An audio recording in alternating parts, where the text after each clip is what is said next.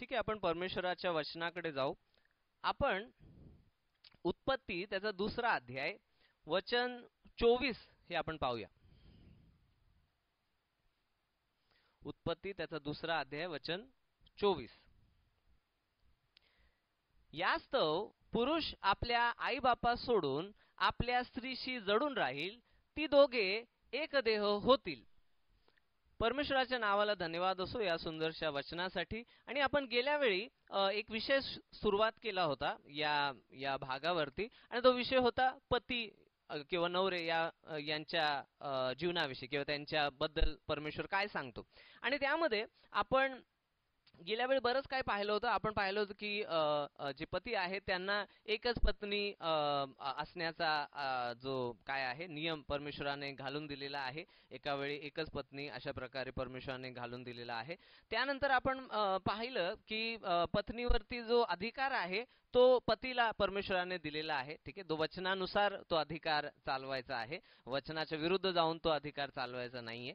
त्यानंतर आपण पाहिलं की पतीचे जे त्यांचे जे ड्युटीज आहेत, त्यांचे जे कार्य आहेत, त्यांची जबाबदाऱ्या ज्या आहेत पत्नी संबंधी, ते असे आहेत की त्यांना मान द्यायचा. ठीक आहे, पत्नीला मान द्यायचा, पत्नीवरती प्रीती करायची, आणि त्याचबरोबर जसं स्वतःच शरीर आहे अशा प्रकारे पत्नीला वागणूक द्यायची. ठीक आहे, त्यानंतर आणि तिच्याबरोबर विश्वासाने राहायचं, तिचा विश्वासघात करायचा नाही. अशा प्रकारे त्यांचे कार्य, त्यांच्या जबाबदाऱ्या आपण पाहिल्या. आणि त्यामध्ये अजूनही पुढे काही जबाबदाऱ्या आहेत, तर तेही आज आपण त्या उरलेल्या जबाबदाऱ्या पाहणार आहोत. आणि तर त्यामध्ये आपण प्रथम तर हे जे दुसरा अध्याय उत्पत्ती दुसरा अध्याय वचन 24 पाहिलं, तर त्यामध्ये असं म्हणले की आज तो पुरुष आपल्या आई बापा सोडून आपल्या स्त्रीशी जडून राहील, ती दोघे एक देह होतील. ठीक आहे, एक देह म्हटले आणि ते जडून राहतील असं म्हटले. आणि त्यामुळे या वचनावरून आपल्याला समजून येतं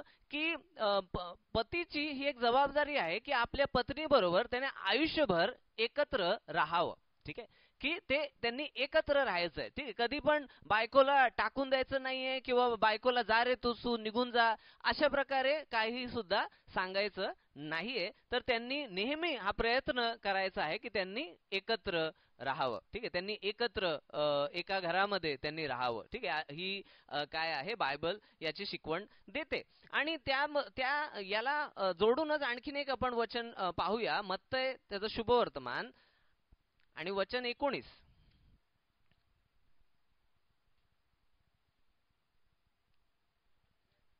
मत्तय त्याचा 19 अध्याय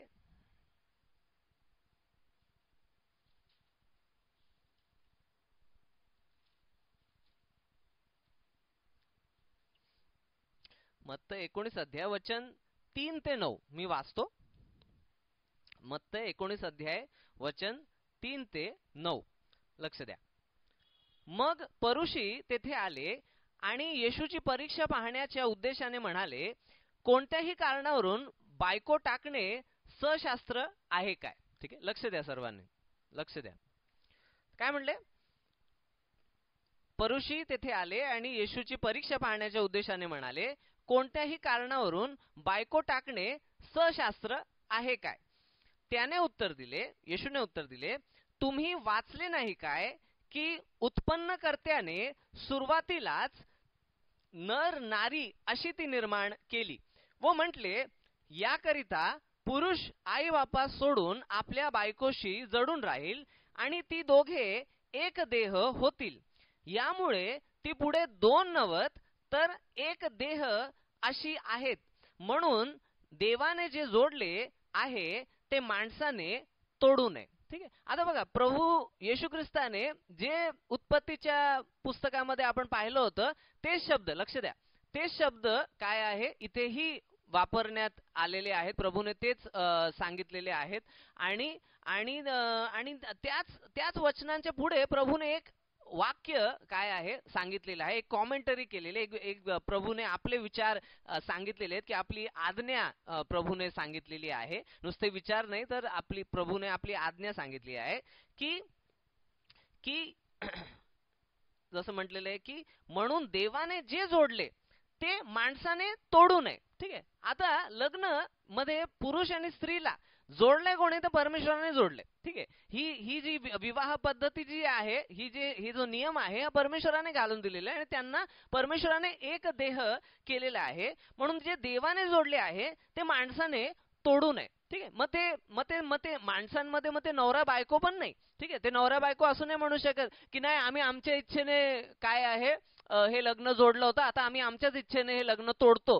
हा अधिकार त्यांना दिलेला नाहीये, कारण हा अधिकार फक्त देवाकडे आहे. आणि देव तो कधी पती आणि पत्नीला वेगळं करू शकतो तो फक्त एका कारणामध्ये, की जेव्हा परमेश्वर त्या व्यक्तीला, त्यातला एक तरी कोणतरी व्यक्ती मरून जातो, तेव्हा परमेश्वर काय आहे त्या पती आणि पत्नीला वेगळं करतो. ठीक आहे. आणि आणि त्यामुळे काय आहे की माणसाला हा अधिकार नाहीये की तो काय आहे की देवाने जे जोडले आहे ते माणसाने तोडावं, हा अधिकार माणसाकडे नाहीये. ठीक आहे. हा, जिथे जिथे प्रभू येशू ख्रिस्ताने, ठीक आहे, परमेश्वराने हे मग वचन सांगितलं की जर जर कोणाचा काय आहे, जर कोणाचा पती किंवा पत्नी जर व्यभिचारी आहे, ठीक आहे, आणि मग त्या कारणामध्ये जर कोणी म्हणता ना घटस्फोट देतो, तर ते त्याला प्रभूने मंजुरी दिलेली आहे की जर कोणी दुसऱ्याने व्यभिचार केलेला आहे आणि त्यामुळे त्याने जो लग्नाचा जो करार आहे तोच मोडलेला आहे. ठीक आहे.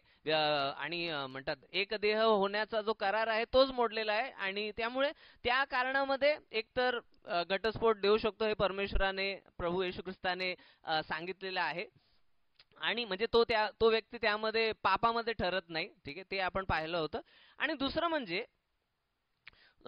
म्हणजे की दुसरं म्हणजे की जिथे पहिले करिंथ 7व्या अध्यायामध्ये प्रेरित पौलुसला, ठीक आहे, प्रेषित पौलुसला पवित्र आत्म्याच्या प्रेरणेने त्याने ही गोष्ट शिकवली की जर जो अविश्वासणारा आहे, ठीक आहे, अविश्वासणाऱ्याने जर आपल्या विश्वासणाऱ्या पतीला किंवा पत्नीला जर काय आहे टाकून दिलं, ठीक आहे, जायला नाही सांगितलं, टाकून दिलं, ठीक आहे, की बाबा मी तुझी आता जबाबदारी घेणारच नाही, मी आता काय आहे ना, मी सरळ जाऊन आता दुसऱ्याशीच लग्न करणार आहे, मी तुझी जबाबदारी घेणार नाही. ठीक आहे. आणि किंवा तुझ्याशी मी प्रेम ठेवणार नाही. ठीक आहे. मी सोडून चाललो. ठीक आहे. अशा प्रकारे म्हणजे टाकून दिले. ठीक आहे. बघा यामध्ये दोन फरक आहे. जायला सांगणं की बाबा तू निघून जा आणि टाकून देणं यामध्ये दोन फरक आहे. ठीक आहे. जायला सांगितल्याने जरुरी नाही की आपण जायला पाहिजे. ठीक आहे. आपण थांबायचं. ठीक आहे. परंतु जर कोणी काय आहे, कारण बायबल यानुसार सांगतं की जर कोणी आपल्या पत्नीला म्हणतो की तू जा, ठीक आहे, तू जा, निघून जा, ठीक आहे, निघून जा जर सांगतो, तर त्याला बायबल त्या माणसाला व्यभिचारी ठरवतो. की तो आपल्या बायकोला जा म्हणतो, आता तिने कुठे जायचं, तिला कोण सांभाळणार. ठीक आहे. मग तिने काय दुसऱ्या व्यक्तीशी संबंध ठेवावा का, त्याच्या छत्रछायेखाली तिने राहावं का, म्हणजे तू तिला एक व्यभिचारिणीसारखं वागवते की तू निघून जा. ठीक आहे. आणि दुसरं म्हणजे आणि मग ते देवाच्या वचनानुसार नाही की बाबा तू निघून जा करून बोलायचं. ठीक आहे. आणि दुसरं म्हणजे की निघून जायला न सांगणं, परंतु स्वतःच निघून जाणं. ठीक आहे. तो स्वतःच व्यक्ती काय निघून जाते, स्वतःच जबाबदारी सोडून देते. तर तिथे जी आहे ना, तिथे जो विश्वासणारा आहे तो लग्नाच्या बंधनात नाहीये. तिथे म्हणजे पण याचा अर्थ हे नाही की जर कोणी नवरा किंवा बायको असं रागाच्या भरामध्ये कुठेतरी निघून गेले, ठीक आहे, आणि म्हणतात ना काही काही वेळी असं होतं की लग्नामध्ये कोणीतरी म्हणतात ना नुसतं राग शांत करण्यासाठी म्हणून काही वेळ निघून गेलेले असतात. तर त्याचा अर्थ हे नाही समजायचं की त्यांनी मला सोडून दिलं. ठीक आहे. तर एक काळ पाहायला पाहिजे, एक समंजसपणा पाहिजे, एक देवापासून एक म्हणतात ना सहनशीलता आणि प्रार्थना आणि देवावरच्या वचनावरचा विश्वास हाही आपल्यामध्ये पाहिजे. की ठीक आहे, आता रागात आहेत, नंतर राग शांत झाल्यावरती येतील. ठीक आहे. जेव्हा असं होतं की खूप काळासाठी तो व्यक्ती येतच नाही, ठीक आहे, किती पण त्यांना विनवण्या केल्या, मागणी केली, काय केलं, परंतु तो व्यक्ती म्हणतात ना एकट्यामध्ये पण, दोघा तिघा लोकांमध्ये पण, पूर्ण मंडळीसमोर पण, पूर्ण समाजासमोर पण तो स्पष्टपणे म्हणतो की नाही, मी टाकून दिले, मी जी काही जबाबदारी घेणार नाही. त्या ठिकाणी जो विश्वासणारा आहे तो लग्नाच्या बंधनात अडकत नाही, तो त्याच्यातून काय आहे घटस्फोटाच्या द्वारे मुक्त होऊ शकतो. परंतु हा प्रयत्न करायला पाहिजे. कोणी पण हे घटस्फोट हा पहिला उद्देश मनात ठेवता कामा नये. तर अशा प्रकारे आहे. आणि मग काही वेळा पहिले करीन त्याच्या 7व्या अध्यायामध्ये असंही म्हटलेलं आहे, ज्या स्त्रिया आहेत त्यांना असं म्हटलेलं आहे की तुम्ही काय आहे, तुम्ही आपल्या पतीपासून वेगळे होऊ नका, ठीक आहे, सेपरेट होऊ नका, वेगळे होऊ नका. म्हणजे काही वेळा कसं आहे की पत्नी जामच परेशान आहे आणि फार दुःखी आहे, तिला त्रास होतोय आणि त्याच्यामुळे ती आपल्या आई वडिलांकडे गेली, कोणाकडे तरी गेली, ठीक आहे. तर बायबल सांगतं की तुम्ही काय आहे, म्हणजे पौलुस म्हणतो की स्त्रियांनी आपल्या पतीपासून वेगळं होऊ नये, असं तो पहिले म्हटलंय. आणि जर वेगळे झालाच तर तुम्ही अविवाहित राहा, ठीक आहे, लगेच दुसरं लग्न वगैरे करू नका, ठीक आहे. तर अशा प्रकारे म्हटलेलं आहे. आणि पुढे तेही म्हटले. आणि वाटल्यास आपण पाहूया सुद्धा ते वचन, पहिले करिंथकराचे पहिले पत्र, त्याचा 7वा अध्याय.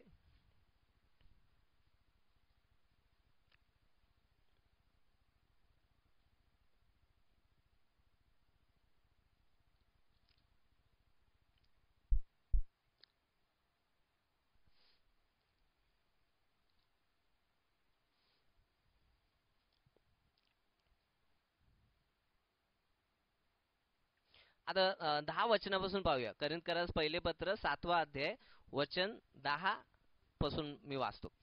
परंतु ज्यांनी लग्न केले आहे त्यांना मी आज्ञा करतो, मी नव्हे तर प्रभू करतो, ठीक आहे. म्हणजे इथून जे पुढे आपण वाचतोय ते सगळं प्रभूची आज्ञा आहे असं समजून आपण हे वाचायचंय.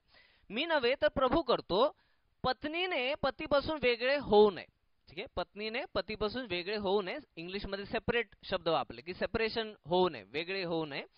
परंतु ती इथे बघा, वेगळेचा अर्थ इथे हे समजू नका की घटस्फोट आहे, ठीक आहे. इथे वेगळे म्हणजे वेगळे, ठीक आहे. पत्नीने पतीपासून वेगळे होऊ नये, परंतु ती वेगळी झालीच तर तिने लग्न केल्या वाचून राहावे, ठीक आहे. म्हणजे ती जर वेगळी झालीच, म्हणजे ती ती काही काळासाठी वेगळी राहिली तर तिने काय आहे, झालीच तर तिने लग्न केल्या वाचून राहावे, म्हणजे तिने परत दुसरं लग्न करू नये, ठीक आहे. का, कारण ती ती काही काळासाठी वेगळी झालेली आहे. किंवा पती बरोबर समेट करावा, ठीक आहे. म्हणजे बघा इथे त्या व्यक्तीबद्दल पती हा शब्द वापरण्यात आलाय. म्हणजे जरी ती त्याच्यापासून वेगळी झाली आहे, त्याच्या घरामध्ये राहत नाहीये, काही काळासाठी ती दुसरीकडे राहते, म्हणून काय आहे त्या स्त्रीला असं, म्हणजे त्या पुरुषाला नुसतं असं नाही म्हणले की तुझा जो पहिल्याचा माणूस होता त्याच्याकडे जा, असं नाही म्हणले, पतीच शब्द वापरलाय. म्हणजे जरी ती वेगळी झाली आहे तरी तो तिचा पती आहे, हे शास्त्र क्लिअर आपल्याला सांगतं. किंवा पती बरोबर समेट करावा, म्हणजे म्हणजे हाही एक पर्याय आहे की जेव्हा एखादी पत्नी दुःखामध्ये, रागामध्ये काय आहे आपल्या पतीला सोडून गेलेली आहे, देवाच्या वचनाला तोडून काय आहे ती सोडून गेलेली आहे, जर तिला पश्चाताप झाला तर तिने काय आहे आपल्या पतीबरोबर समेट ही करावा. आणि समेट करण्याची काय आहे ही म्हणतात ना, ही शिकवण बायबल आपल्याला देते, ठीक आहे. प्रभू येशू ख्रिस्ताने मंडळी आणि प्रभू पिता परमेश्वर यामध्ये समेट घडवलेला आहे, परमेश्वरामध्ये समेट घडवलेला आहे. त्या प्रकारे आपल्यालाही परमेश्वराने सांगितलेले आहे की पती पत्नीने समेट करावा. आणि पतीनेही पत्नीला सोडू नये, ठीक आहे. तर दोन्हीकडून सांगितले की कोणीही कोणाला सोडायचं नाहीये, ठीक आहे. पुढे काय, इतरांना प्रभू नव्हे तर मी म्हणतो की जर कोणा एका बंधूची पत्नी ख्रिस्ती तर असली, ख्रिस्ती तर म्हणजे जिला ख्रिस्त ठाऊक नाही, अविश्वासणारी आहे, ठीक आहे. म्हणजे या व्यक्ती आणि बघा या वचनाचा अर्थ असा नाही समजायचा की म्हणजे ख्रिस्ती लोक ख्रिस्ती तर जे आहेत म्हणजे अविश्वासणारे जे आहेत त्यांच्याशी लग्न करू शकतात, हा त्याचा अर्थ नाहीये. इथे हे जे लोक आहेत, इथे ही जी मंडळी आहे, करिंथची मंडळी आहे, ही पहिली पिढीची मंडळी आहे. आणि त्यामुळे या मंडळीमध्ये बरेच असे लोक असतील की जे पूर्वीच लग्न झालेले आहेत अविश्वासणाऱ्यांशी, पण त्यामधील एकाचाच कोणाचा तरी काय आहे तारण झालेले आहे, दुसरा अजूनही अविश्वासणाराच आहे. तर अशा म्हणतात ना परिस्थितींमध्ये हे वचन आपल्याला इम्प्लिमेंट करायचंय. तर काय म्हणले, जर कोणा एका बंधूची पत्नी ख्रिस्ती तर असली आणि ती त्याच्याजवळ नांदावयास राजी असली तर त्याने तिला सोडू नये, ठीक आहे. जर ती पत्नी नांदायला तयार आहे, ती म्हणते की नाही ठीक आहे तुम्ही तुमच्या परमेश्वराचं करता, तुम्ही करा, परंतु काय आहे मी तुम्हाला सोडणार नाही, मी तुम्हाला टाकणार नाही, माझ्या घरचे काही पण बोलू देत, ठीक आहे, परंतु मी तुम्हाला सोडणार नाही, जर ती नांदायला तयार आहे तर त्याने तिला सोडू नये, ठीक आहे, त्याने तिला सोडू नये. आणि ज्या स्त्रीचा पती, ठीक आहे, ज्या स्त्रीचा पती ख्रिस्ती तर असून, ठीक आहे, तिच्याजवळ राहावयास राजी असेल त्याला तिने सोडू नये, ठीक आहे, म्हणजे दोन्ही दोन्ही परिस्थितीत सांगितले की जर पती जर काय आहे, पती जर अविश्वासणारा आहे, पत्नी जर विश्वासणारी आहे, तर तिथे जर पती तयार आहे नांदवायला तिला, तर त्यांनीही एकत्र राहावं, त्यांनी एकमेकांना सोडू नये. पुढे, कारण पत्नीच्या द्वारे ख्रिस्ती तर पती पवित्र झाला आहे आणि ख्रिस्ती पतीच्या द्वारे ख्रिस्ती तर पत्नी पवित्र झाली आहे. असे नसते तर तुमची मुले बाळे अशुद्ध असती, परंतु आता ती पवित्र आहे. ठीक आहे, आता पहिले तर या पवित्र शब्दाचा या वचनामध्ये लोक चुकीचा अर्थ काढतात. ठीक आहे, तर ते प्रथम तुम्हाला सांगू द्या की याचा काय चुकीचा अर्थ नाहीये. ठीक आहे, पहिली गोष्ट की इथे जे म्हणले, कारण पत्नीच्या द्वारे ख्रिस्ती तर पती म्हणजे अविश्वासणारा पती पवित्र झालाय. ठीक आहे, एखाद्याला वाटेल असं वाचल्यावरती, वरवर वाचल्यावरती असं वाटेल, अच्छा म्हणजे काय आहे की मी विश्वासणार आहे, माझी पत्नी जर अविश्वासणारी आहे, तर मग माझ्यामुळे ती पण पवित्र होणार आहे का? तिचे पण पाप क्षमा होणार आहेत का? तिचे पण पाप येशू ख्रिस्ताच्या रक्ताने धुतले जाणार आहेत का? तर तसं नाहीये, कारण बायबल आपल्याला स्पष्ट सांगतं, पौल स्वतः सांगतो, ज्याने हे वचन लिहिलेलं आहे, की पौल काय सांगतो की कृपेने विश्वासाच्या द्वारे तुमचे तारण झालेले आहे. ठीक आहे, आणि आपल्याला सुवार्थ तर माहितीच आहे की त्या व्यक्तीने सुवार्थ ऐकण्याची गरज आहे, त्या व्यक्तीचा नवा जन्म होण्याची आवश्यकता आहे, पवित्र आत्म्याने आंतरिक पवित्रीकरण त्या व्यक्तीचं करणं आवश्यक आहे. ठीक आहे, आणि प्रभू येशू ख्रिस्ताने त्या व्यक्तीसाठी क्रुसावर तो मेलेला असेल तरच काय आहे, मग त्या व्यक्तीचे पाप क्षमा होणार आहे, अशा प्रकारे आहे. त्यामुळे याचा अर्थ हा नाहीये की त्या व्यक्तीचे आंतरिक जो आत्मा आहे तो काही शुद्ध होते, किंवा त्याचं काही बाह्य जे शरीर आहे ते काहीतरी शुद्ध होते. ठीक आहे, किंवा ते पवित्र होते, हा त्याचा मूळच अर्थ नाहीये. कारण पवित्र या शब्दाचा आणखीन एक अर्थ असा आहे की वेगळा केलेला. काय आहे? वेगळा केलेला. होली है ना, होली आहे ते वेगळा केलेलं. जसं स्वर्ग पवित्र आहे, परमेश्वर पवित्र आहे, तो वेगळा आहे. ठीक आहे, कोणीही अपवित्र व्यक्ती त्याच्या सानिध्यात जाऊ नाही शकत. ठीक आहे, म्हणजे ते देवाने वेगळं केलेलं आहे. ठीक आहे, तसं पती आणि पत्नी हे देवाने या जगापासून वेगळे केलेले आहेत, की त्यांच्यावरती, त्यांच्या एकमेकांवरती अधिकार जो आहे तो फक्त ते पती पत्नीलाच आहे. ठीक आहे, ते पवित्र आहेत एकमेकांसाठी. ठीक आहे, ते वेगळे केलेले आहेत. ठीक आहे, ते मरुस तर एकमेकांसाठी वेगळे केलेले आहे. ते पवित्र काय आहे? पवित्र लग्न आहे. ठीक आहे, म्हणून ते लग्नाला पण इंग्लिशमध्ये होली मॅट्रिमोनी म्हणतात, की मॅट्रिमोनी आहे, लग्न आहे, पण ते पवित्र लग्न आहे. ठीक आहे, आणि त्यामुळे सांगायचा उद्देश काय की पत्नीच्या द्वारे ख्रिस्ती तर पती पवित्र झालाय, की म्हणजे आता तोही वेगळा झालेला आहे. आणि मग काय म्हणजे कोणी असं समजू नये की अरे काय आहे की अरे तो तर व्यक्ती अविश्वासणारच आहे, मी तर विश्वासणार आहे, तर मग आम्ही म्हणतात ना, आम्ही एक होऊ शकतो का? पवित्र आणि अपवित्र आम्ही एक होऊ शकतो का? परंतु काय आहे, परंतु बायबल एकदम स्पष्ट सांगतं की तुमचं लग्न झाल्यामुळे काय ना, तुम्ही आता वेगळे झालेले.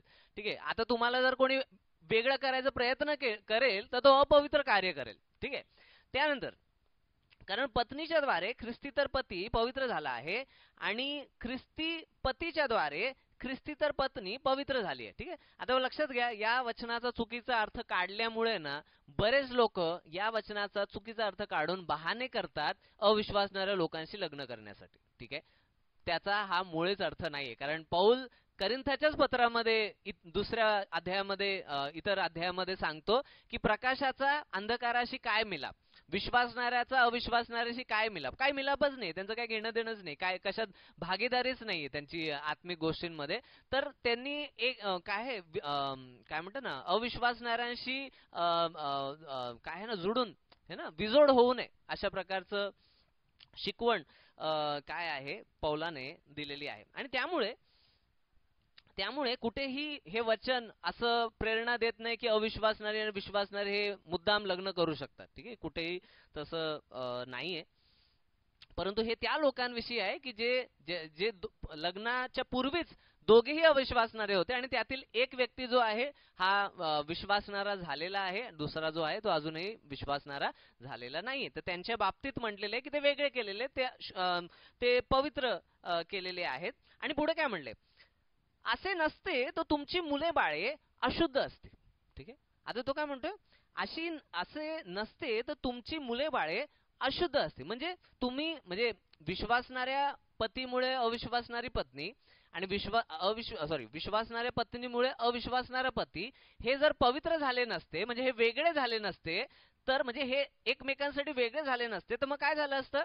मग तुमची जी मुलं आहेत ती पण पवित्र नसती, तीही शुद्ध नसती. ठीक आहे, ती अशुद्ध मुले बाळे झाली असते. आता अशुद्ध मुले बाळे म्हणजे काय? आपलं मराठीमध्ये काय शब्द वापरतात मला नाही लक्षात येते. हा, काय? ठीक आहे. म्हणजे अशी मुलं ज्यांचा बाप कोण आहे ह्याला माहित नाही. ठीक आहे. जर जर कोणी असं बोलेल की नाही हे पती पत्नी नाही आहेत, हे म्हणतात ना हे एकमेकांसाठी पवित्र केलेले नाही आहेत, एकमेकांसाठी वेगळे केलेले नाही आहेत, असं जर कोणी म्हणेल, तर मग जी मुलं त्यांच्यापासून उत्पन्न झाली ते कोण ठाऊकपणे सांगू शकतं की त्यांचीच मुलं आहेत? ठीक आहे. मग ती मुलं मग अशुद्ध मुलं ठरणार की अशीच जार कर्मातून उत्पन्न झालेली मुलं ठरणार. ठीक आहे. त्यामुळे त्यामुळे त्यामुळे एकदम स्पष्ट आहे की ही मुलं जार कर्मामधून उत्पन्न झालेली नाहीयेत, तर ही मुलं लग्नातून उत्पन्न झालेली आहेत आणि त्यामुळे ते शुद्ध मुलं आहेत आणि त्यांचं नातं जे आहे ते पवित्र नातं आहे. ठीक आहे. ते एकमेकांसाठी वेगळे केलेले आहेत. ठीक आहे. कारण त्या काळी काही डीएनए डीएनए टेस्टिंग वगैरे हा प्रकार नव्हता, तर त्यामुळे लग्न ही जी विधी आहे त्याच्यातून स्पष्ट व्हायचं की हे दोघं एकमेकांसाठी वेगळे केलेले आहेत. ठीक आहे. आणि यांच्यापासून उत्पन्न झालेली जी मुलं आहेत ती त्यांची मुलं आहेत आणि शुद्ध मुलं आहेत. त्यांना कायदेशीर काय आहे ना आपल्या आई वडिलांच्या संपत्तीचा मालकी हक्क आहे. ठीक आहे. अशा प्रकारे तर तर तर पौल काय म्हणतो, तर ती जी तुमची मुले बाळे जी आहेत ती आता पवित्र आहेत, म्हणजे ती ही वेगळी केलेली आहे ती आणि अशा प्रकारे. तथापि जर ख्रिस्तीतर व्यक्ती वेगळी होऊ पाहते, म्हणजे ख्रिस्तीतर म्हणजे अविश्वासणारा व्यक्ती जर वेगळी होऊ पाहते है ना, म्हणजे इंग्लिश मध्ये पण आपण पाहूया काय म्हटलेलं आहे. किती नंबर वचन आहे? 15. बट इफ द अनबिलिव्हिंग डिपार्ट, अच्छा, लेट हिम डिपार्ट. ठीक आहे. आता डिपार्ट म्हणजे इथे म्हटलेलं आहे वेगळी होऊ पाहते. ठीक आहे. इथे वेगळी होऊ पाहते इंग्लिश मध्ये आणि मुळामध्ये जो शब्द वापरलाय तो म्हणजे तो निघून जाऊ पाहतो. ठीक आहे, निघून जाऊ पाहतो. ठीक आहे. बघा, वेगळी या शब्दाने ना थोडा कन्फ्युजन होऊ शकतो की वेगळी एकमेकांच्या संमतीने पण एखादे लोक वेगळे होऊ पाहतील. ठीक आहे. परंतु बायबलमध्ये मुळात जो शब्द वापरलेला आहे तो म्हणजे निघून जाण्याचा, की स्वतःच निघून गेलेला आहे. ठीक आहे. स्वतःच निघून गेलेला, असं संमतीने नाही झालेलं आहे की ठीक आहे मी मला जायचंय तर मी जाऊ का, तू मला सोडशील का, असं काहीतरी संमती होत नाही, तो स्वतःच निघून जाते. ठीक आहे. तर तो काय म्हणले, तथापि जर ख्रिस्तीतर व्यक्ती निघून जाऊ पाहते तर तिने निघून जावं. ठीक आहे. किंवा मुळात जसं इथे मराठीत जसं म्हणले की वेगळी होऊ पाहते तर ती वेगळी हो. ठीक आहे. आता मी हे मुद्दाम हा शब्द का वापरतोय की डिपार्ट आणि आणि दुसरा एक शब्द आहे, की दुसरा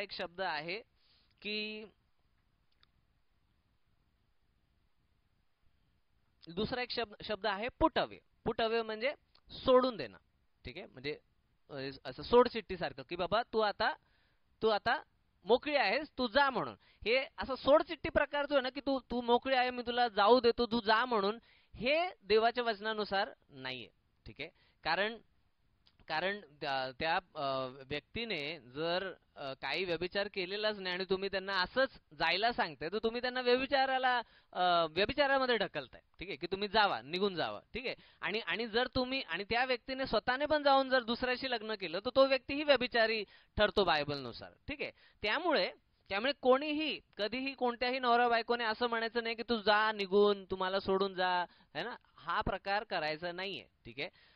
आणि दुसरं म्हणजे काय, तर इथे काय म्हणले, तथापि जर ख्रिस्तीतर व्यक्ती वेगळी होऊ पाहते, है ना, वेगळी म्हणजे ती स्वतःच निघून जाते, है ना, की ते तू निघून जा वगैरे बोलत नाही, स्वतःच निघून जाते, की जबाबदारी घेत नाही. किती किती प्रयत्न केले, किती लोकांनी समजवलं, तो व्यक्ती जबाबदारी घेतच नाही. ठीक आहे, तो समजतच नाही. ठीक आहे. तर म्हणजे सर्व पद्धती वापरून पाहायला पाहिजे की त्या व्यक्तीने जबाबदारी घ्यावी. जर तो व्यक्ती जबाबदारी घेतच नाही, तो सोडूनच जातो, जबाबदारी टाकूनच देतो, तर त्याच्याबद्दल म्हणले की त्याने वेगळं व्हावं. त्याने जो कोणी असेल त्याने त्याला वेगळे होऊ द्या. ठीक आहे. आणि कोणाविषयी म्हणले, ख्रिस्तीतर. ख्रिस्ती तर म्हणजे की ज्याला ज्याला ख्रिस्ताच्या वचनांविषयी माहितीच नाही, अविश्वासणार आहे त्याच्याबद्दल. ठीक आहे, म्हणजे या विश्वासणाऱ्यांसाठी हा नियम नाहीये. ठीक आहे, की जे जे ख्रिस्ताच्या विश्वासामध्ये आहेत, खरे विश्वासणारे आहेत, बायबल वाचतात, प्रार्थना करतात, आपल्या पापांचा पश्चाताप करतात, त्यांना हा काय म्हणतात ना, त्यांना हा नियम नाहीये.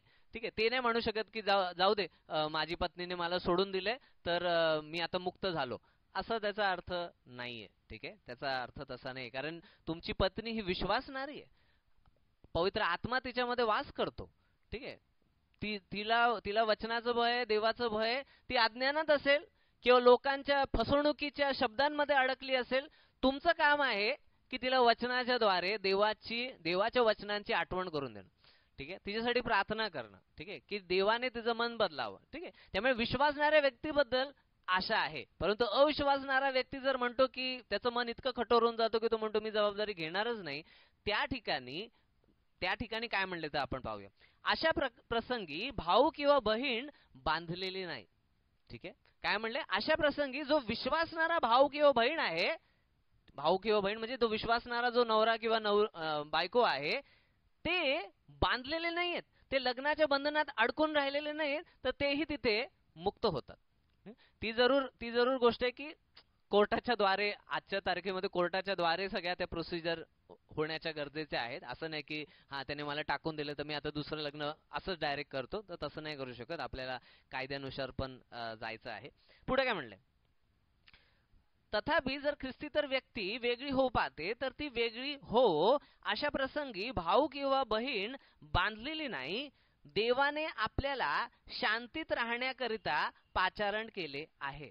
ठीक आहे, आता काय म्हणले, देवाने आपल्याला शांतीत राहण्याकरता पाचारण केले आहे. ठीक आहे, बघा जिथे देवाने आपल्याला पाचारण कसं केलेलं आहे, आत्मिक जीवनामध्ये शांती आणि एक सामान्य जीवनामध्ये पण आपण एक शांतीनेच आपण चालावं. ठीक आहे, तर काही भांडणं आणि कुरकुर आणि रडणं आणि म्हणतात ना नुसतं चिडचिड आणि कटुता है ना, अक्षमाशीलता, अशा प्रकारच्या हृदय परिस्थितीमध्ये आपल्याला आयुष्यभर राहायचं नाहीये. त्यासाठी देवाने आपल्याला पाचारण केलेलं नाही. देवाने आपल्याला आनंद, प्रेमामध्ये है ना, देवाच्या सेवेमध्ये, कारण तो एखादा व्यक्ती देवाची सेवाच कसा करू शकतो तर त्याच्या परिवारामध्ये एवढा सगळा गोंधळ झालोय. ठीक आहे, आणि मग तिथे जर कोणी अविश्वासणारा व्यक्ती जर काय आहे म्हणतात ना स्वतः निघून जातो, जबाबदारी घेतच नाही, त्याला लोकांनी कितीही समजवलं तरी तो घेत नाही, त्या ठिकाणी ठीक आहे त्या अविश्वासणाऱ्या व्यक्तीच्या संबंधात जो विश्वासणारा आहे तो स्वतः काय आहे म्हणतात ना तो म्हणजे तो आपल्या लग्नातून मुक्त होऊ शकतो. तो म्हणतात ना घटस्फोटाची जी प्रक्रिया आहे तो ती पुढे नेऊ शकतो. ठीक आहे, आणि मी अशी उदाहरणं पाहिलेली आहेत की जिथे विश्वासणारा बंधू आहे परंतु अविश्वासणारी मुलगी आहे, किंवा नुसती नामधारी विश्वासणारी आहे की जिला शास्त्र माहित नाही, जी मंडळीला जात नाही, ती प्रार्थना करत नाही. ठीक आहे, जिला म्हणतात ना तिची काही गवाहीच नाही की ती प्रभूकडे कशी वळली. ठीक आहे, म्हणजे एक नामधारी ख्रिस्ती आहे. ठीक आहे, ते कशासाठी ख्रिस्ती झाले तेही मला माहिती नाही. तर आणि मग त्या ठिकाणी त्या बंधूला असं म्हणणं की बाबा तुम्ही म्हणता ना तुम्ही अडकूनच राहा या लग्नामध्ये आणि तुम्ही काय म्हणता ना तुम्ही दुःखामध्येच राहा आणि कष्टामध्येच राहा आणि अशांततेमध्येच राहा, हे देवाच्या वचनाला अनुसरून नाहीये. तर तिथे तो जो भाऊ किंवा बहीण जी आहे ती बांधलेली नाहीये, तर देवाने त्यांना शांतीत राहण्याकरिता पाचारण केलेले आहे. ठीक आहे, पुढे, कारण हे पत्नी तू आपल्या पतीला तारशील किंवा नाही हे तुला काय ठाऊक. ठीक आहे, आता हा प्रश्न पौल का वापरतो, कारण हे पत्नी तू आपल्या पतीला तारशील किंवा नाही हे तुला काय ठाऊक है ना. बऱ्याच स्त्रिया ज्या आहेत ना अशा खूपच अति सकारात्मक असतात की त्यांना असं म्हणजे नुसतं विश्वासणाऱ्या नाही तर अविश्वासणाऱ्या स्त्रिया आहेत. बऱ्याच स्त्रियांना ना अशा त्यांच्या मनामध्ये ना असा एक चुकीचा समज असतो की आम्ही आमच्या पुरुषांना बदलू, काय आम्ही आमच्या पुरुषांना बदलू, आम्ही त्यांना शिकवू, आम्ही त्यांना बोलू, काहीतरी बोलून आहे ना त्यांचे स्वभाव आम्ही बदलू, हे खूप स्त्रियांना चुकीचा समज असतो. परंतु पौल म्हणतो हे पत्नी तू आपल्या पतीला तारशील किंवा नाही हे तुला काय ठाऊक, त्याचं तारण होईल हे तुला म्हणतो ना त्याचं तारण पण होईल आणि म्हणजे त्या व्यक्तीला म्हणतो ना लग्नामधून निघून न जाण्यासाठी तू त्याला तारशील याचं तुला काय ठाऊक? तू कसं सांगू शकते? तू काय देव आहे का? नाही, देवालाच ठाऊक आहे. त्यामुळे तुला काय ठाऊक? बऱ्याच स्त्रियाचं उदाहरण मी असं पाहिलंय की ज्या स्त्रिया विश्वासणाऱ्या स्त्रिया परंतु लग्न करताना अविश्वासणाऱ्या पुरुषांशी लग्न केलं आणि या आशेने की बाबा आम्ही प्रार्थना करू, आम्ही त्यांना वचन सांगू, काय माहित उद्या ते बदलतील. परंतु पौल म्हणतो, हे पत्नी तुला काय ठाऊक की तू आपल्या पतीचे तारण करशील? कसं कसं तुला ठाऊक? काय गॅरंटी आहे तुला? है ना? झालं तर खूपच चांगली गोष्ट आहे, परंतु नाही झालं तर काय? मग नाही झालं तर तुम्ही असे अविश्वासणाऱ्या परिस्थितीत असणार. काही जण असे खोटी आशा धरतात. काही वेळा काय होतं, काही मुलं खोटं खोटं दाखवतात की अरे मी पण येतो तुझ्याबरोबर चर्चला. नुसतं चर्चला येऊन बसतात, परंतु पश्चाताप काही नसतो, बायबल वाचन काही नसतं, प्रार्थना काही नसते. म्हणजे काय म्हणतात ना, एक खोटं दाखवतात ख्रिस्ती स्त्रियांना की बाबा आम्ही पण चालू. आणि मग ख्रिस्ती स्त्रियांना वाटतं अरे हा व्यक्ती माझ्याबरोबर चर्चला येतो, है ना, चर्चला येतो म्हणजे हा पण आता विश्वासणारा झाला वाटतं. नाही नाही, एवढ्याशा गोष्टीवरून कोणाला विश्वासणारं समजू नये. कारण लोक चर्चमध्ये येतात पण आणि जातात पण, ठीक आहे. त्यामुळे एवढ्यावरून कोणाला विश्वासणारं समजू नये. आणि बऱ्याच अशा सिस्टर लोकांविषयी मी ऐकले, त्यांच्या जीवनामध्ये हा प्रसंग ओढवला की त्यांना वाटलं हा मुलगा येतो माझ्याबरोबर मंडळीला, चला मी या मुलाबरोबरच लग्न करते. मग ठीक आहे, दुसरा कोण मुलगा मला दिसत नाही, मी या मुलाबरोबरच लग्न करते. मग त्या मुलाने काय, लग्न झाल्यानंतर सगळं त्याचं रूप बदललंय, है ना. तिथे चर्चमध्ये तिच्या संगती येतोय, परंतु लग्नानंतर एकदम सैतान झालाय. लग्नानंतर घराची काय जबाबदारी घेत नाही, लग्नानंतर तिला लाथा घालतोय, लग्नानंतर दारू पितोय, लग्नानंतर व्यभिचार करतोय. काय काय म्हणजे काय हे झालं ना, काय साध्य झालं याच्यातून? किती दुःखद गोष्टी झाली. बायबल एकदम स्पष्ट सांगतं, बायबल एकदम स्पष्ट सांगतं. आपल्याला त्याकडे लक्ष देणं आवश्यक आहे. ठीक आहे. हे पत्नी, तू आपल्या पतीला तारशील किंवा नाही हे तुला काय ठाऊक? हे पती, तू आपल्या पत्नीला तारशील किंवा नाही हे तुलाही काय ठाऊक? है ना. ठीक आहे, हे तुलाही काय ठाऊक? आणि तोही प्रकार आहे की पतीला पण तेच गोष्ट सांगितली की तुलाही काय ठाऊक की तू आपल्या पत्नीला बदलू शकशील. ठीक आहे, ते पण होतं. काही काही काही जे पुरुष असतात, पुरुष आणि त्यांच्या परिवाराचे लोक पण, त्यांना असं वाटतं की आपण ठीक आहे, मुलगी आहे ना, ती आपल्याकडे येईल तर आपल्याकडे शिकेल. अशी एक चुकीची धारणा आहे आपल्या भारत देशामध्ये की ती आपल्याकडे येईल तर आपल्याकडे शिकेल. पण तसं होत नाही. काय आहे, तसं होत नाही. बायबलमध्ये स्पष्ट सांगितले की तुम्ही अविश्वासणाऱ्यांशी लग्न करू नये, हे देवाने आज्ञा दिलेली आहे. कारण ते जे आहेत, त्या अविश्वासणाऱ्या मुली जे आहेत, ते तुम्हाला मूर्तिपूजेकडे वळवणार, तुमचं मन भुलवणार. हे स्पष्टपणे बायबलमध्ये परमेश्वराने सांगितलेले. सलमोन राजाने तीच चूक केली. सलमोन राजाने अविश्वासणाऱ्या स्त्रिया केल्या, एक नाही तर बहुत स्त्रिया केल्या, मूर्तिपूजकांच्या स्त्रिया केल्या. ठीक आहे, फारो राजाची पण मुलगी केली. अशा प्रकारे काय आहे, आणि नंतर तो परमेश्वराच्या आराधनेपासून हटून तो काय आहे, तो पूर्णपणे तो मूर्तिपूजेला लागला, है ना. त्या मूर्तींसाठी त्याने मंदिरं बनवली आणि शेवटी देवाने त्या व्यक्तीचा नाश केला, शलोमोन राजाचा. आणि कोण आहे शलोमोन राजा? की ज्याला इतकं ज्ञान परमेश्वराने दिलं होतं, इतकं ज्ञान, वचनाचं इतकं ज्ञान. ठीक आहे, नीतिसूत्र त्या व्यक्तीने लिहिलेले आहेत, गीत रत्न त्या व्यक्तीने लिहिलेले आहेत. म्हणजे पवित्र आत्मा त्या व्यक्तीशी बोलत होता. तरी पण काय आहे, इतकं मोठी चूक झालेली आहे कारण त्याने अविश्वासणाऱ्यांशी स्त्रियांशी लग्न केलेले आहे. ठीक आहे, त्यामुळे कोणी पण या गोष्टींना असं हलकं घेऊ नये. पुढे, हे पती, तू आपल्या पत्नीला तारशील किंवा नाही हे तुलाही काय ठाऊक? तुम्हाला आता हा एक विषय आला म्हणून सांगतो. आपल्या परिवारामध्ये, ठीक आहे, आपल्या परिवारामध्ये आपली काही मुलं किंवा नातवंड अशी असतील की ज्यांचा नवा जन्म झालेला नसेल. ठीक आहे, ज्यांचा नवा जन्म झालेला नसेल, परंतु जे आपण त्यांना घरी शिकवलंय त्यामुळे ना ते कमीत कमी मूर्तिपूजेपासून दूर आहेत. ठीक आहे, ते कुठल्या अन्य देवांच्या मागे लागलेले नाहीयेत. ठीक आहे, म्हणजे ते नुसते काय आहेत, एक नामधारी विश्वासणारे असल्यासारखे किंवा नामधारी ख्रिस्ती असल्यासारखे. ठीक आहे, अशा लोकांच्या लग्नाच्या बाबतीत, ठीक आहे, त्या व्यक्तीने म्हणजे तुम्ही जे आई आणि आजी आणि जे पण वडीलधारे लोक आहेत ते तुमची जबाबदारी की तुमच्या परिवारामध्ये जर कोणी नामधारी मुलं किंवा नामधारी विश्वासणारे असतील आणि त्यांचं लग्न करायचं आहे तर त्यांचं लग्न चुकून सुद्धा कुठल्याही अविश्वासणाऱ्याशी करू नये.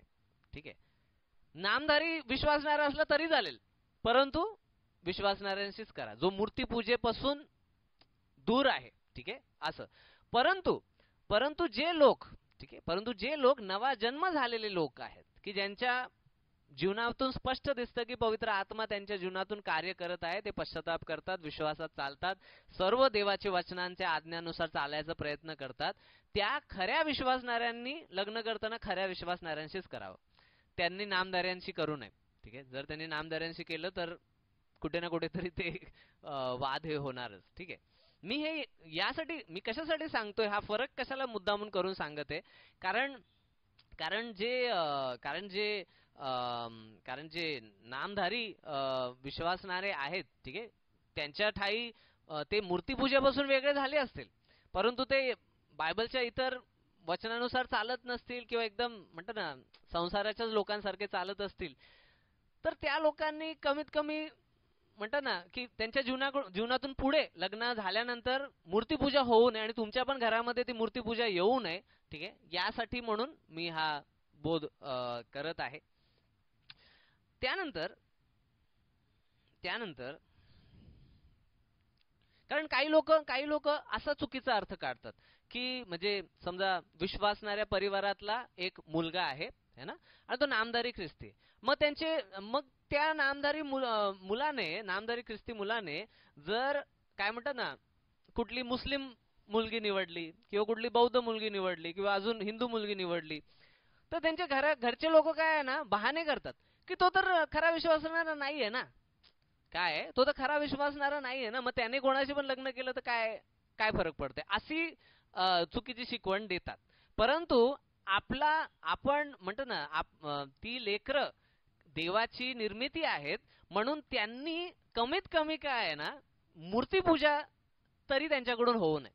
ठीक आहे, मूर्तीपूजा तरी होऊ नये किंवा खोट्या धर्माच्या शिक्षणामध्ये तरी त्यांनी जाऊ नये यासाठी तरी आपण म्हणतात ना आपण प्रयत्न केले पाहिजे, आपल्या लेकरांना बोध केला पाहिजे की बाबा तुम्ही लग्न करताना म्हणतात ना अन्य धर्माच्या लोकांशी लग्न करू नका, करायचंय तर ख्रिस्ती समाजातूनच करा परंतु ठीक आहे जो व्यक्ती मूर्तीपूजेपासून दूर आहे अशा व्यक्तीशी तुम्ही करा. त्यानंतर तर अशा प्रकारे आपण इथे पाहिलं तर आपण पुन्हा मत्तय त्याचा 19 अध्याय यामध्ये आपण पुन्हा येऊया की जिथे प्रभूने म्हटलं की देवाने जे जोडले ते माणसाने तोडू नये. ठीक आहे, तर हे खूप महत्वाचं आहे की त्यांनी आयुष्यभर एकत्र राहावं. ठीक आहे, आणि तेही आपण पाहिलं की ते कधी वेगळे होऊ शकतात बायबलनुसार, तेही आपण पाहिलं. ठीक आहे, पुन्हा पुढे काय म्हणले मत्तय 19 अध्याय वचन 7 पासून आता पुढे पाहूया आपण. ते त्याला म्हणाले तर सूटपत्र देऊन तिला टाकावे अशी आज्ञा मोशेने का दिली. ठीक आहे, म्हणजे हे जे फरिसी लोक होते है ना जे त्याची परीक्षा पाहायला आले होते त्यांनी त्याला प्रश्न विचारला की मग सूटपत्र देऊन तिला टाकावे अशी आज्ञा मोशेने का दिली है ना, मोशे असं का म्हणलं की तुम्हाला जर कोणाला टाकायचंय तर तुम्ही सूटपत्र द्या आणि मग त्यांना टाका.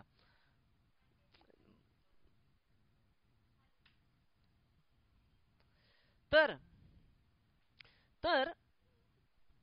सूटपत्र देऊन तिला टाकावे अशी आज्ञा मोशेने का दिली. ठीक आहे, तर ते त्याला उलट प्रश्न विचारतात की बाबा मोशेने असं का सांगितलं की बाबा तुम्हाला तुम्हाला जर कोणाला टाकायचं आहे ना पती पत्नीला टाकायचं तर तुम्ही सूटपत्र द्या आणि मग सोडा. तर प्रभू काय म्हणतो, प्रभू त्यास म्हणाला तुमच्या अंतकरणाच्या कठोरपणामुळे मोशेने तुम्हास आपल्या बायका टाकू दिल्या. ठीक आहे, हा काय मूळ नियम नाहीये. ठीक आहे, हा देवापासूनचा सुरुवातीचा नियम नाहीये. सुरुवातीपासून देवाने एक देहच बनवलेला आहे. ठीक आहे, ते कधीही वेगळे होऊ नये असं प्रभूने शिकवलेलं आहे. परंतु या इस्रायल लोकांच्या अंतकरणाचं कठीणपणा है ना कठोरपणा मुळे मोशेने तुम्हास आपल्या बायका टाकू दिल्या. ठीक आहे, आपल्या बायका टाकू दिल्या की तुमच्या कठोरपणामुळे. आता हे असं का की यांचं अंतःकरण कठोर कसं होतं आणि काय म्हणजे कशा बाबतीत कठोर होतं.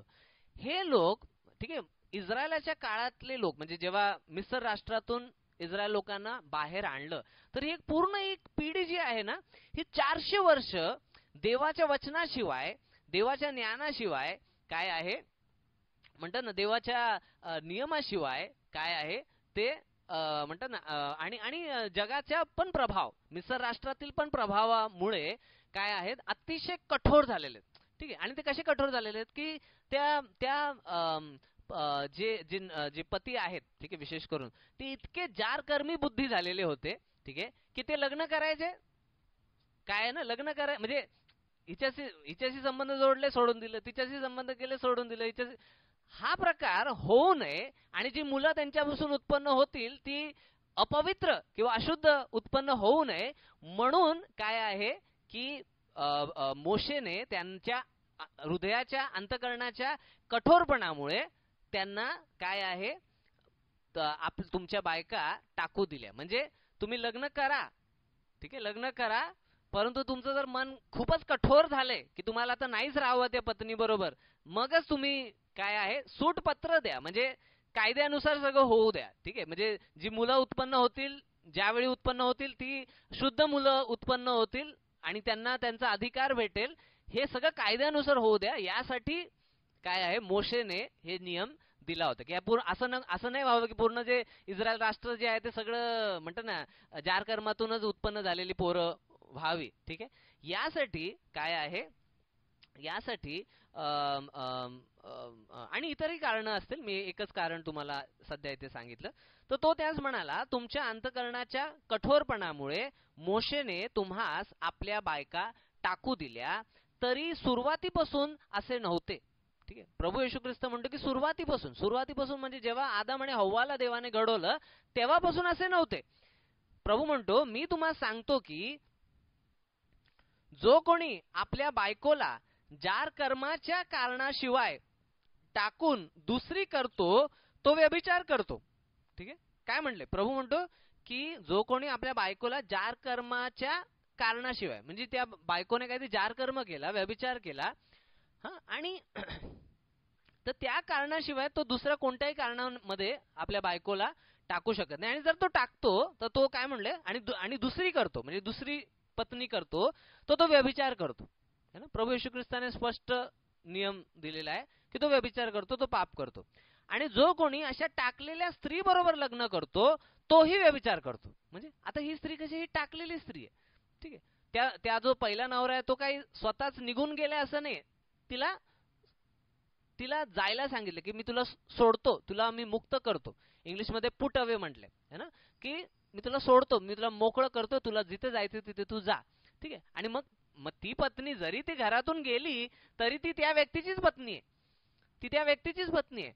आणि जर कोणी त्या पत्नीशी जर दुसरा व्यक्ती जर लग्न करतो तर तो व्यक्ती काय करतो, तर तो व्यभिचार करतो. ठीक आहे, ठीक आहे, तो व्यक्ती त्यामुळे व्यभिचार करतो. पुढे काय म्हणले, आणि जो कोणी अशा टाकलेल्या स्त्री बरोबर लग्न करतो तोही व्यभिचार करतो. शिष्य त्याला म्हणाले, बायकोच्या बाबतीत पुरुषाची गोष्ट अशी असली तर लग्न न केलेले बरे. ठीक आहे, आता इथे काय झालं की हे वचन ऐकून, बायको संबंधीचं हे जे वचन ऐकून शिष्य त्यावेळी त्यांच्या अविश्वासामुळे किंवा त्यांच्या भित्रेपणामुळे ते एकदम घाबरून गेले. ते म्हणले की बायकोच्या बाबतीत पुरुषाची गोष्ट अशी असली तर लग्न न केलेले बरे. ठीक आहे, की बाबा लग्न न म्हणजे घाबरून गेले, बापरे, की म्हणजे एकाच पत्नी बरोबर आयुष्यभर राहायचंय है ना. आणि त्यामुळे आजही बरेच आपण पाहतो की जे लोक ठीक आहे घाबरलेले असतात. पुढे काय म्हणले, तो त्यांना म्हणाला, सर्वजण हे वचन स्वीकारू शकत नाहीत. ठीक आहे, प्रभू आता बघा प्रभूने काय म्हणले, सर्वजण हे वचन स्वीकारू शकत नाहीत. म्हणजे हे प्रभूने जी आज्ञा दिली आहे ते सर्वजण नाही स्वीकारू शकत, सर्वांना हे स्वीकार होत नाही, त्यांना ते त्यांचं अंतःकरण कठोर आहे. तर काय म्हणले, सर्वजण हे वचन स्वीकारू शकत नाहीत, पण ज्यांना हे दान दिले आहे. ठीक आहे, काय आहे, कसलं दान आहे, हे एकटं राहण्याचं दान. ठीक आहे, कारण काय म्हणले ते म्हणतात ना लग्न न केलेले बरे, तर ते लग्न न केलेल्या बरं जे मुद्दा आहे त्याबद्दल प्रभू म्हणतो की हे पुष्कळ जण काय आहेत, सर्वजण हे वचन स्वीकारू शकत नाही. सर्वजण लग्न न केल्याशिवाय राहू शकत नाही. लोकांना लग्न करायची इच्छा आहे. तर काय म्हणले, पण ज्यांना हे दान दिले आहे, ठीक आहे, ज्यांना दान आहे बघा, म्हणजे हे देवापासून दान आहे, ठीक आहे. आणि हे दान कशावरून ओळखावं, तर एखाद्या व्यक्तीला, ठीक आहे, एखाद्या व्यक्तीला त्याच्या मनामध्ये, अंतःकरणामध्ये, शरीरामध्ये कधीही कोणतीही वासना उत्पन्न होत नाही कुठल्याही स्त्रीबद्दल, तो व्यक्तीला देवापासून दान भेटलेला आहे की तो व्यक्ती कधीही लग्न नाही केला तरी पण तो राहू शकतो. ठीक आहे, ठीक आहे, स्त्रीच नाही कोणाबद्दल पण, ठीक आहे, त्याला कसलीच वासना वाटत नाही, त्या व्यक्तीलाच काय आहे ते दान भेटलेले आहे की तो एकटा राहून सुद्धा पवित्रतेच्या जीवनामध्ये जगू शकतो. ठीक आहे, कारण बरेच लोक चुकीचा अर्थ काढतात त्या वचनाचा. त्यांना असं वाटतं की अरे माझं एवढे वर्ष लग्न होत नाही तर वाटतं मला दान भेटलंय वाटतं एकटं राहण्याचं. ठीक आहे, नाही तुमचं लग्न होत नाहीये परंतु तुम्हाला इच्छा आहे, ठीक आहे, कुठेतरी तुमच्या मनात इच्छा आहे की तुम्हाला लग्न करायचंय पण होत नाही, याचा अर्थ तुम्ही अजून तितकं शोधत नाहीये. ठीक आहे, तुम्हाला शोधण्याची आवश्यकता आहे. ठीक आहे, तुमच्या आईवडिलांनी तुमच्यासाठी स्थळ शोधण्याची आवश्यकता आहे. ठीक आहे, आणि लग्न करण्याची आवश्यकता आहे. ठीक आहे, तर पुढे काय म्हणले, कारण आईच्या उदरी जन्मलेले असे नपुंसक आहेत. ठीक आहे, म्हणजे आईच्या उदरातूनच काही जण पापाच्या प्रभावामुळे काय आहेत, जन्मापासूनच ते नपुंसक जन्माला आलेले आहेत. ठीक आहे, आणि त्यानंतर माणसांनी केलेले असे नपुंसक आहेत, है ना. काही माणसांनी असे सर्जरी करून, ऑपरेशन करून स्वतःला नपुंसक करून घेतलेले असतात, तसे काही आहेत. आणि स्वर्गाच्या राज्यासाठी ज्यांनी आपणास नपुंसक करून घेतले असे नपुंसक आहेत. म्हणजे स्वर्गाच्या राज्यासाठी स्वतःला नपुंसक करून घेतलेले म्हणजे पौलासारखे लोक. की पौल जो आहे तो देवाच्या सेवेमध्ये इतका है ना प्रचार करतोय, एका गावातून दुसऱ्या गावी चाललाय की काय आहे की त्याला तो सुवार्थेसाठी तो अविवाहितच राहिलेला आहे. तो काय आहे ना, तो त्याने आपणास नपुंसक करून घेतले की ते पूर्ण वेळ तो प्रभूची सेवा करायचे, है ना, की बाबा है ना, लग्न करावं, परिवाराची जबाबदारी घ्यावी, लेकरांची जबाबदारी घ्यावी, त्यांच्यावर प्रेम करायचं, त्यांना शिक्षण द्यायचं, है ना, त्यांना शिस्त लावायची, हा सगळ्या प्रकारामध्ये तो व्यक्ती वेळ घालवत नाही ना. बायकोला कुठे फिरायला न्यायचं, या संसाराच्या गोष्टींपासून त्याला मुक्तता भेटलेली आणि त्याने स्वतःला काय आहे एक देवाच्या सेवेसाठी स्वतःला त्याने एक नपुंसक करून घेतलेले. ठीक आहे, आणि स्वर्गाच्या राज्यासाठी ज्यांनी आपणास नपुंसक करून घेतले असे नपुंसक आहेत ज्यांना हे स्वीकारता येते त्यांनी स्वीकारे. ठीक आहे, म्हणजे इथे हे जे सांगितलेलं आहे ना, हे कोणाला पण जोर जबरदस्ती नाहीये, है ना. ज्यांना हे स्वीकारता येते त्याने ते स्वीकारावे, ज्याला स्वीकारता नाही येते, पवित्रपणे ते स्वीकारता येत नाही, त्याने नाही स्वीकारावे. आता कॅथलिक चर्चमध्ये काय होतं, कॅथलिक चर्चमध्ये जबरदस्ती केली जाते की नन लोकांना म्हटलं जातं नाही नाही तुम्ही एकदा वचन दिलं ना की तुम्ही लग्न नाही करणार, पूर्ण आयुष्यभर चर्चमध्येच तुम्ही हमाली करणार. ठीक आहे, मी हमाली शब्द यासाठी वापरतो कारण कॅथलिक चर्चमध्ये देवाची सेवा होत नाही म्हणून मी त्याला हमाली म्हटली. ठीक आहे, तर मग काय आहे की ते नन लोकांना जबरदस्ती म्हटलं जातं की तुम्ही लग्न करू नका. ते जे त्यांचे फादर लोक असणार त्यांना पण जबरदस्ती म्हटलं तुम्ही लग्न करू नका. त्याचा परिणाम असा होतो की त्यांना ते दान नसल्यामुळे, है ना, देवाच्या कार्यासाठी नपुंसक होण्याचं दान नसल्यामुळे त्यांच्यामध्ये निरनिराळे म्हणतात ना, निरनिराळे व्यभिचाराचे प्रसंग पाहायला भेटतात, है ना. पेपरमध्ये कितीतरी वेळा येतं की फादरने कुठल्यातरी तरुण मुलीवर बलात्कार केला किंवा ननवरती बलात्कार केला, असे कितीतरी न्यूज येतात. ठीक आहे, म्हणजे त्यांना ते दान नाहीच आहे आणि ते उगाचच माणसाच्या दबावामध्ये येऊन पोपच्या किंवा चर्चच्या दबावामध्ये येऊन अशा प्रकारे करतात. आणि आपली जी मंडळी आहे, जी प्रोटेस्टंट लोकांची मंडळी, जे विरोध करतात, कॅथलिक चर्चचा विरोध करतात, त्यांच्यामध्ये ही प्रथम काय म्हणतात ना, ही शिकवण देण्यात आली की बायबल सांगतं की जो पास्टर आहे, है ना, पास्टर आहे, पाळक आहे, तो एका पत्नीचा पती असावा, हे बायबल सांगतं. त्यामुळे पास्टर लोक हे लग्न करू शकतात. ठीक आहे, आणि ज्या व्यक्तीला हे प्रथम बायबल वाचल्यावर समजलं 500 वर्षापूर्वी, मार्टिन लुथर, ठीक आहे, त्या व्यक्तीने पण पहिले शपथ घेतली होती की मी ना एक मॉन्क होणार है ना. म्हणजे मी एक म्हणतो ना, देवाच्या सेवेसाठी फक्त मी एका जागी राहणार आणि तिकडे फक्त वचनाचंच मनन करत राहणार आणि मी कधी लग्न करणार नाही. ठीक आहे. जेव्हा त्याने वचन बघितलं, हे तर एकदम स्पष्ट सांगते, पोप काहीतरी वेगळं सांगतोय, बायबल काहीतरी वेगळं सांगतोय. आणि मग तेव्हा काय आहे की तेव्हा त्याने ती जी शपथ है ना अज्ञानामध्ये घेतली होती ती त्याने तोडली आणि एका ननशीच लग्न केलं.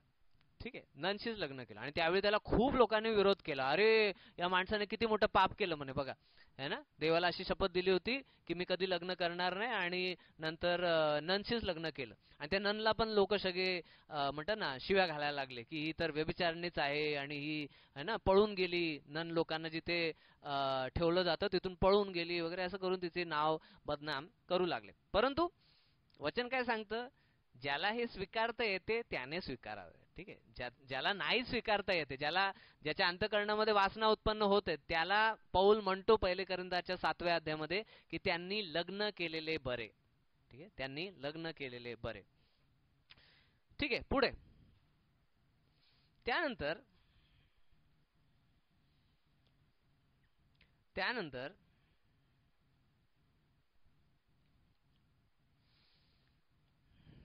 आणि लक्षात घ्या, जरी माझा उद्देश इतका मोठा भाग शिकवण्याचा नव्हता तरी पण हे इतके म्हणतात ना इतके एकमेकांशी जुडलेले विषय आहेत ना की अर्धवट सांगून चालत नाही. जर अर्धवट सांगितलं ना लोकांच्या मनामध्ये प्रश्न उत्पन्न होतात की अरे बापरे याचा अर्थ मग काय आहे, मग याचा अर्थ मग अशा परिस्थितीत काय, मग तशा परिस्थितीत काय.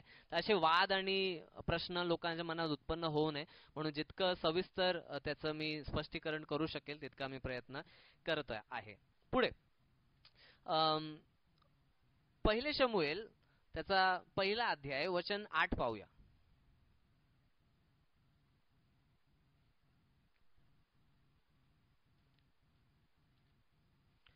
जुन्या करारामध्ये पहिले शमूएल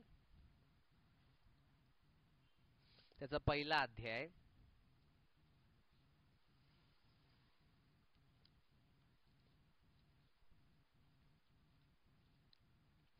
आणि वचन 8. एक मिनिट.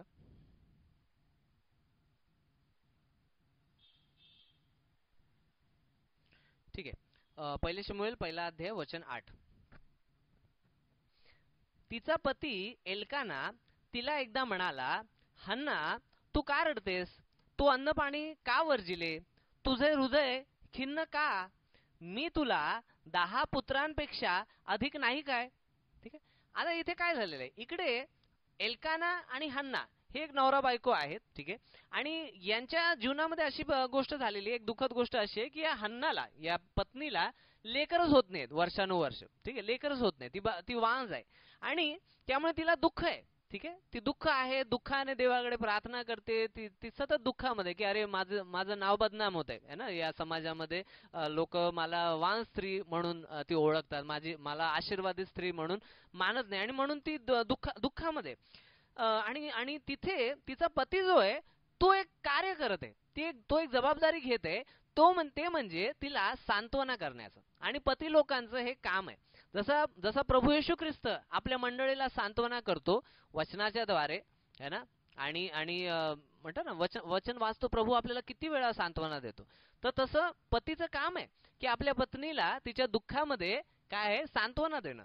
असं तिला म्हणतो ना तिला तुच्छ लेखू नये की अरे काय कधी पण बघत रडतच असते है ना, असं नाही. तर त्याचं काम आहे की तिला सांत्वना देणं, तिला सांत्वना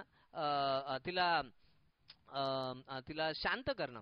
आणि काय म्हणले, तिचा पती एल्काना तिला एकदा म्हणाला, हन्ना तू का रडते है ना. म्हणजे या शब्दांमध्ये आपल्याला त्याची कळकळ पण समजून येते. तू का रडते है ना, तू अन्न पाणी का वर्जिले. बघा ही एवढी रडते की ती खात पित पण नाहीये है ना, ती खात पण आहे, तिची भूक पण गेली है ना, सतत तिचे दिवस जे आहे ते उपवासामध्येच चाललेले आहे. आणि नवऱ्याला काय आहे दुःख वाटत आहे की अरे आपली बायको काही खात नाही, ती अशक्त झाली आहे, तिचे डोळे रडून रडून काळे झालेत है ना, ती झोपत नसते, तिला झोप लागत नसते है ना, ती आजारी सतत असते. आणि त्यामुळे त्याला एक मनापासून दुःख वाटत अरे माझ्या पत्नीबरोबर असं काय होते. आणि म्हणून तो तिला सांत्वना करू पाहतो. आणि पतीची एक जबाबदारी की आपल्या पत्नीला सांत्वना करणं. तुझे हृदय खिन्न का ठीक आहे, तो प्रश्न विचारतो है ना. तो स्वतःच्या मनाचे विचार नाही लावत की अरे याच्यामुळे ती रडत असेल, त्याच्यामुळे रडत असेल, नाही. किंवा तो दुसऱ्यालाही कोणाला सांगत नाही की सासूबाई तुम्ही तिला समजवा, ती काय ऐकतच नाही. नाही, तो स्वतः तिला सांत्वना करत आहे. तुझे हृदय खिन्न का. ठीक आहे, बघा आता बघा, एल्कानाला काही माहिती नाही असं नाही, त्याला माहिती आहे की ही कशामुळे रडते, तरी पण तो तिला विचारतोय की बाबा अजून काही कारण असेल तर मला समजावं तरी, है ना. आणि त्यामुळे जेव्हा एखादे पती आपल्या पत्नीकडून जाणून घेण्याचा प्रयत्न करतात की बाबा नेमका तुला काय प्रॉब्लेम मला सांग, तर तू सांगशील तर मला कळेल. ठीक आहे, कारण हा पण एक खूप मोठा वाद असतो. बायका रुसून बसलेले असणार, दुःखात असणार, ते कधी सांगत नाहीत. आणि पुरुष जेव्हा विचारतात प्रश्न, अरे नेमकं झालं काय ते तर सांग, तर बायका बऱ्याच वेळा सांगत नाही. त्यांना वाटतं यांना काय स्वतःला समजत नाही का. नाही समजत, कधी कधी नाही समजत. बघा ना, आता एल्काना तिला विचारतोय काय झालं तुला, तू अन्न पाणी का तू वर्जिलं. ठीक आहे, तरी तू प्रश्न विचारतोय की बाबा दुसरं काही कारण आहे का, अजून तिसरं काही कारण आहे का, कोण काय तुला काय बोललं का, ते कळलं तर पाहिजे, है ना. तो काय अंतर्यामी थोडे नाही की त्याला सगळं समजणार. त्यामुळे पत्नीने जेव्हा पती असे प्रश्न विचारतो तर त्यांनी ते पतीचं प्रेम समजावं. ठीक आहे, पती तिला सांत्वना देऊ पाहतोय म्हणून तो विचारतोय हे समजावं. ठीक आहे, हे काउन्सिलिंगचा एक भाग आहे. ठीक आहे, आणि मग काय म्हणले, आणि मग तो पुढे म्हणतो मी तुला 10 पुत्रांपेक्षा अधिक नाही काय. ठीक आहे, आता बघा, तो पहिले विचारतो की तू अन्नपाणी का वर्जिले, ना, तुझे हृदय खिन्न का. ठीक आहे, पहिले तो असे प्रश्न विचारतो. जेव्हा ती उत्तर त्याला देत नाही लगेच त्याच्या प्रश्नांचं, तेव्हा मग तो एक आपलं काय आहे, आपलं एक अंदाज लावतो आणि मग प्रश्न विचारतो की मी तुझ्यासाठी 10 पुत्रांपेक्षा अधिक नाहीये का, है ना.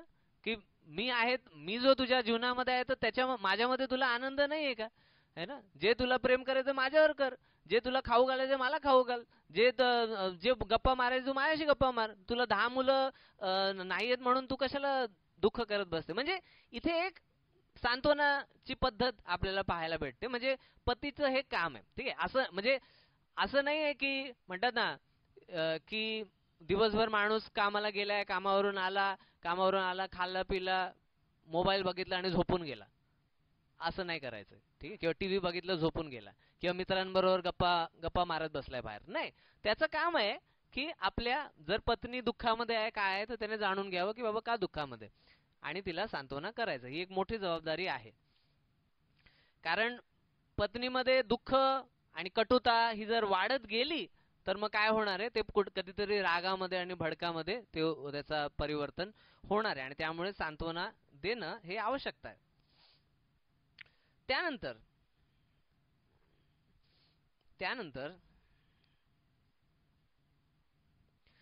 आपण आणखीन एक वचन पाहूया. उत्पत्ती त्याचा 31 अध्याय.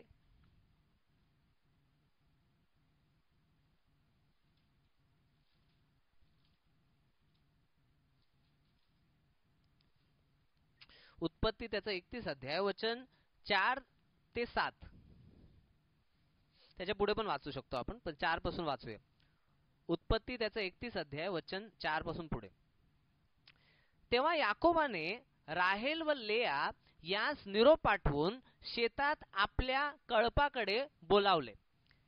त्या आल्यावर तो त्यास म्हणाला, तुमच्या बापाच्या चर्येवरून मी ताडिले की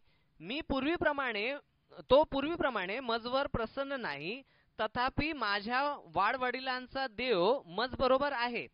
ठीक आहे, आता हे पूर्ण वाचायच्या अगोदर आहे ना, मी जरा संदर्भ देतो की आपला मुद्दा काय आहे ते समजण्याचा. ठीक आहे, आपला मुद्दा हे आहे की पती आपल्या पत्नीला काय आहे ना, तिचं विचारात घेऊन किंवा तिच्याशी चर्चा करून त्याने निर्णय घ्यायला पाहिजे. ठीक आहे, बरेच पतींना असं वाटतं की हा आम्हाला अधिकार आहे, आम्हाला माझ्या पत्नीला काय समजतं, तिथं 4थी पास आहे ना, मग मी तर हुशार आहे, मला काय घेणं देणं आहे. ठीक आहे, मी एवढं जग बघितले. तर असं नाहीये.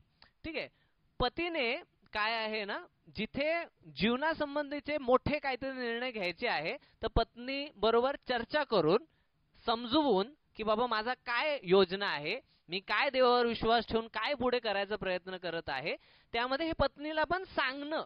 ठीक आहे, आणि काही वेळा बऱ्याच वेळा मी असं पाहिलेलं आहे की स्त्रियांना आनंद वाटतो ऐकायला की माझा पती काय काम करतो है ना, काय चाललंय त्याच्या जीवनामध्ये. ठीक आहे, जर एखादा पती असा आहे की जो सांगत नाही आपल्या पत्नीला की काय चाललंय है ना, तो नुसतं काम करतो, येतो घरी, झोपून जातो है ना, जर तो सांगत नाही तर पत्नीला वाटतं अरे मला काय विचारतच घेत नाही.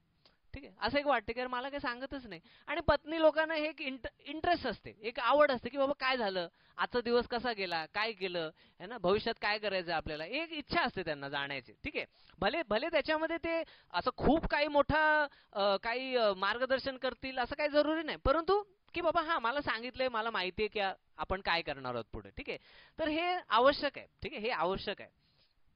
तर इथे बघा की याकोबाने काय केलेलं आहे की राहेल व लेया यास निरोप पाठवून, ठीक आहे, शेतात. आता याकोबाच्या 2 पत्न्या होत्या, कारण ते त्याचं पाप होतं. ठीक आहे, तिने 2 पत्न्या केल्या, परंतु आता आपल्याला म्हणजे हे जे शिक्षण आहे की ते विचारात घेऊन तो निर्णय घेत होता, हे समजण्यासाठी आपण इथे पाहतो.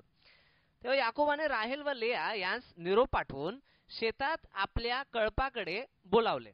ठीक आहे, म्हणजे त्यांना एकांतात बोलवलेलं आपण इथे पाहतोय. ठीक आहे, तिथे त्याचा सासरा नाहीये, अजून कोणी दास नाहीयेत, कोण आहे, तो एकट्यामध्ये त्यांच्याशी चर्चा करत आहे. त्या आल्यावर तो त्यास म्हणाला, तुमच्या बापाच्या चर्येवरून मी ताडिले की तो पूर्वीप्रमाणे मजवर प्रसन्न नाही, तथापि माझ्या वाडवडिलांचा देव मज बरोबर आहे. ठीक आहे, म्हणजे तो परिस्थिती आता सांगत आहे त्यांना की काय परिस्थिती चालू आहे. मी सर्व बळ खर्चून तुमच्या बापाची चाकरी केली हे तुम्हास ठाऊक आहे. ठीक आहे, म्हणजे तो आपली बाजू मांडतोय की बाबा मी काही अन्याय केलेला नाही, मी इमानदारीने माझं काम केलेलं आहे. ठीक आहे, मी तुमच्या बापांना काही ठकवलं नाहीये. ठीक आहे, पुढे काय म्हणतो, तरी तुमच्या बापाने मला फसवून 10 माझ्या वेतनात फेरबदल केला. ठीक आहे, तो म्हणतो की तुमच्या बापाने काय माझ्या वेतनामध्ये फेरबदल केला, पण देवाने त्याला माझी काही हानी करू दिली नाही. ठीक आहे, देवाने याकोबाची काही हानी होऊ दिली नाही. त्याने जेव्हा म्हटले की ठिपकेदार शेळ्या तुला वेतना दाखल मिळतील, तेव्हा सर्व कळपास ठिपकेदार पोरे होऊ लागली. ठीक आहे, तर देवाने ते ठिपकेदार पोरं होऊ लागली आणि ते ठिपकेदार जे शेळ्या ज्या होत्या त्या याकोबाला भेटत गेल्या आणि त्यामुळे तो श्रीमंत होत गेला, त्याची संपत्ती वाढत गेली. त्याने जेव्हा म्हटले की बांड्या बकऱ्या तुझ्या, तेव्हा सर्व कळपास बांडी पोरे होऊ लागली. ठीक आहे, म्हणजे हे देवाने केलं, देवाने हा चमत्कार केला की ते सगळी पोरं जी आहे ती सगळी म्हणजे ती सगळी बांडी झाली आणि त्यामुळे सगळे काय आहे त्यामुळे याकोबाची संपत्ती वाढत गेली आणि देवाने योग्य न्याय केलेला आपण इथे पाहतो. पुढे काय म्हणले, या प्रकारे देवाने तुमच्या बापाची जनावरे हिरावून मला दिली आहेत. ठीक आहे, कोणी केलेले, देवाने केलेले. देवाने ही जनावरे जी आहेत तुझ्या बापांपासून माझ्याकडे ती हिरावून मला दिली आहेत.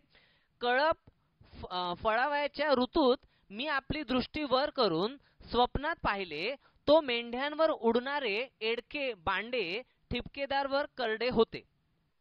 तेव्हा स्वप्नात देवदूताने मला म्हटले, याकोबा, म्हणजे आता बघा पहिले तो पृथ्वीवरील परिस्थिती सांगितली की देवाने कसं कसं त्याला संपत्ती पुरवली वगैरे, त्याची अंदाज दिला, म्हणजे आर्थिक परिस्थितीची जाण पत्नीला तो सांगत आहे.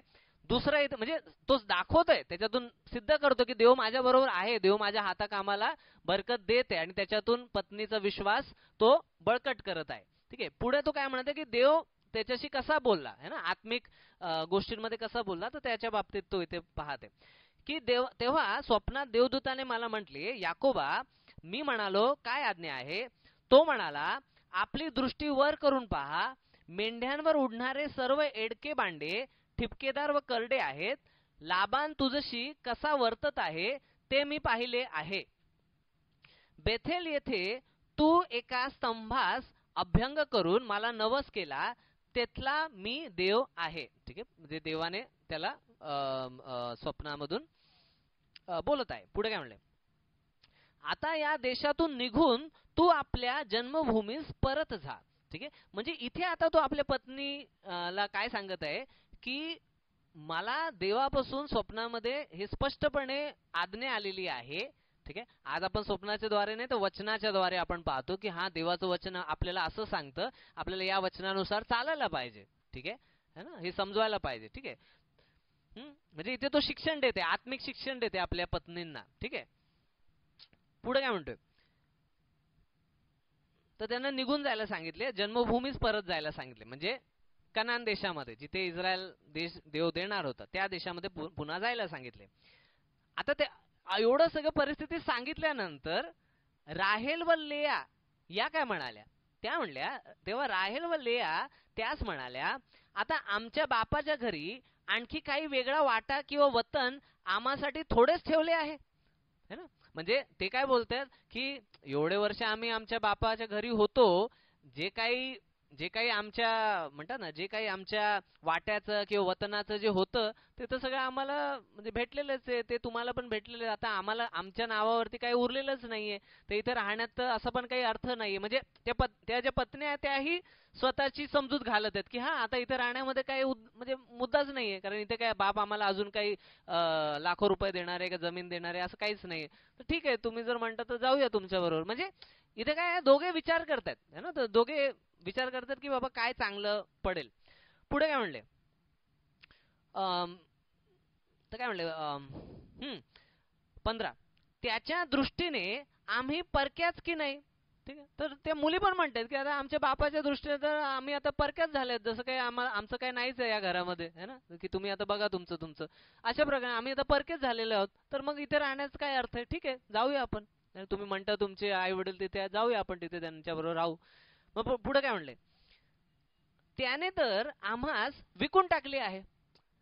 आता बघा काय झालंय, आता काय झालेलं आहे की तो म्हणतो की त्यांनी त्या स्त्रिया काय म्हणतात, त्याने तर आम्हास विकून टाकले आहे आणि आमचे धनही खाऊन टाकले आहे.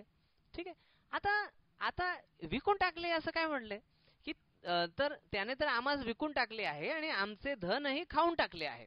म्हणजे जेव्हा जेव्हा जो याकूब होता, याकोबाला राहेलशी लग्न करायचं होतं.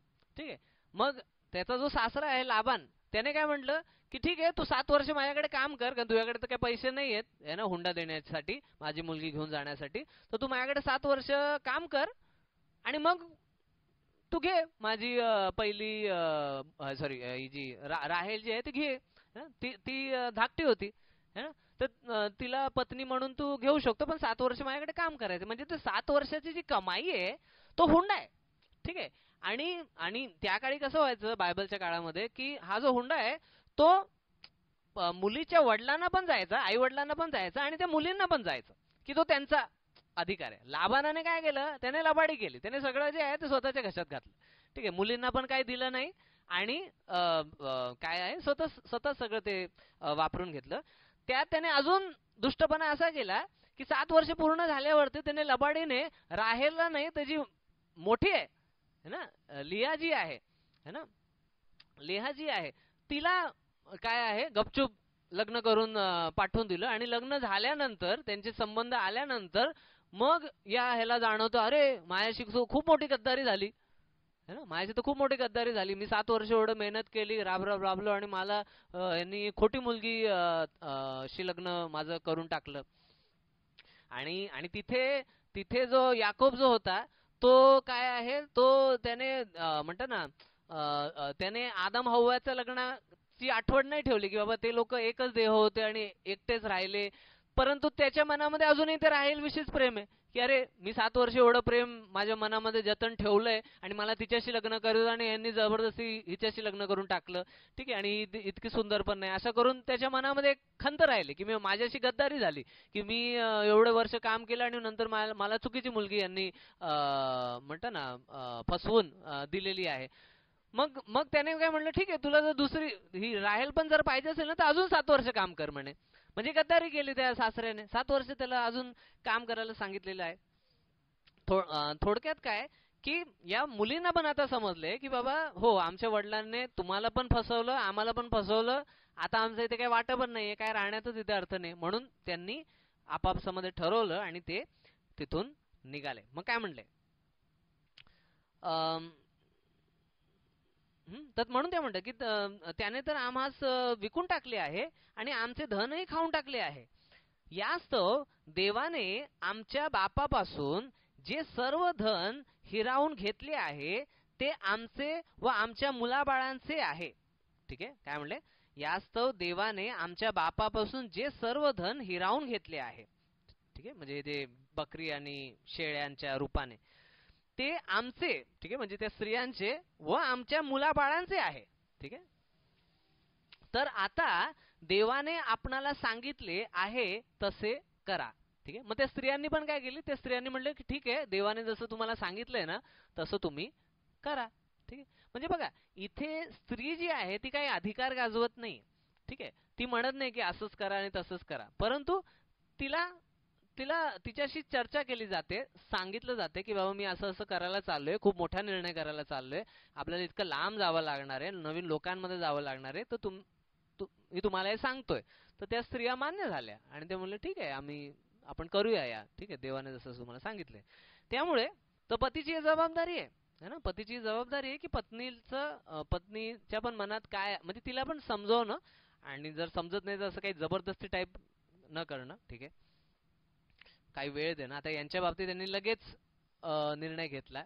त्या जरा हुशार मुली होत्या. पूर्वीच त्यांनी विचार केला होता की बाबा आमचे वडील आम्हाला तर एकदम परक्यासारखंच वागवतात, परंतु काही स्त्रियांना जरा वेळ लागेल विचार करायला, है ना, त्यामुळे वेळ दिला पाहिजे विचार करायला की बाबा काय करायचं. काही स्त्रियांना कालांतराने लक्षात येईल की हा ठीक आहे, ते म्हणतात काय वाईट नाही, है ना, आणि प्रार्थना करून बायबल वाचून त्यांना जाणवेल आणि मग ते काय आहे तेही संमती देतील. आणि तरीही जर नवरा एखादा निर्णय घेतोच की जरी म्हणजे पत्नी म्हणतो ना त्या बाबतीत इच्छुक नसेल जरी, परंतु पतीने निर्णय घेतला तर तो निर्णय पालन करणं आहे, त्याच्या अधीन असणं आहे, जर तो निर्णय वचनानुसार असेल तर. पुढे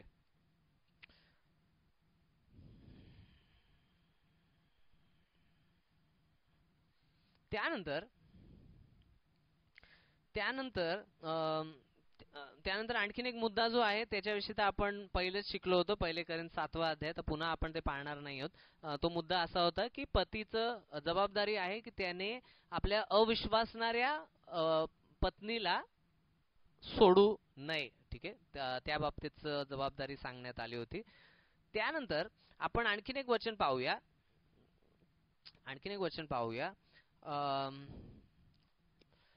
लुकाचा 14 अध्याय, लुकाचे शुभवर्तमान त्याचा 14 अध्याय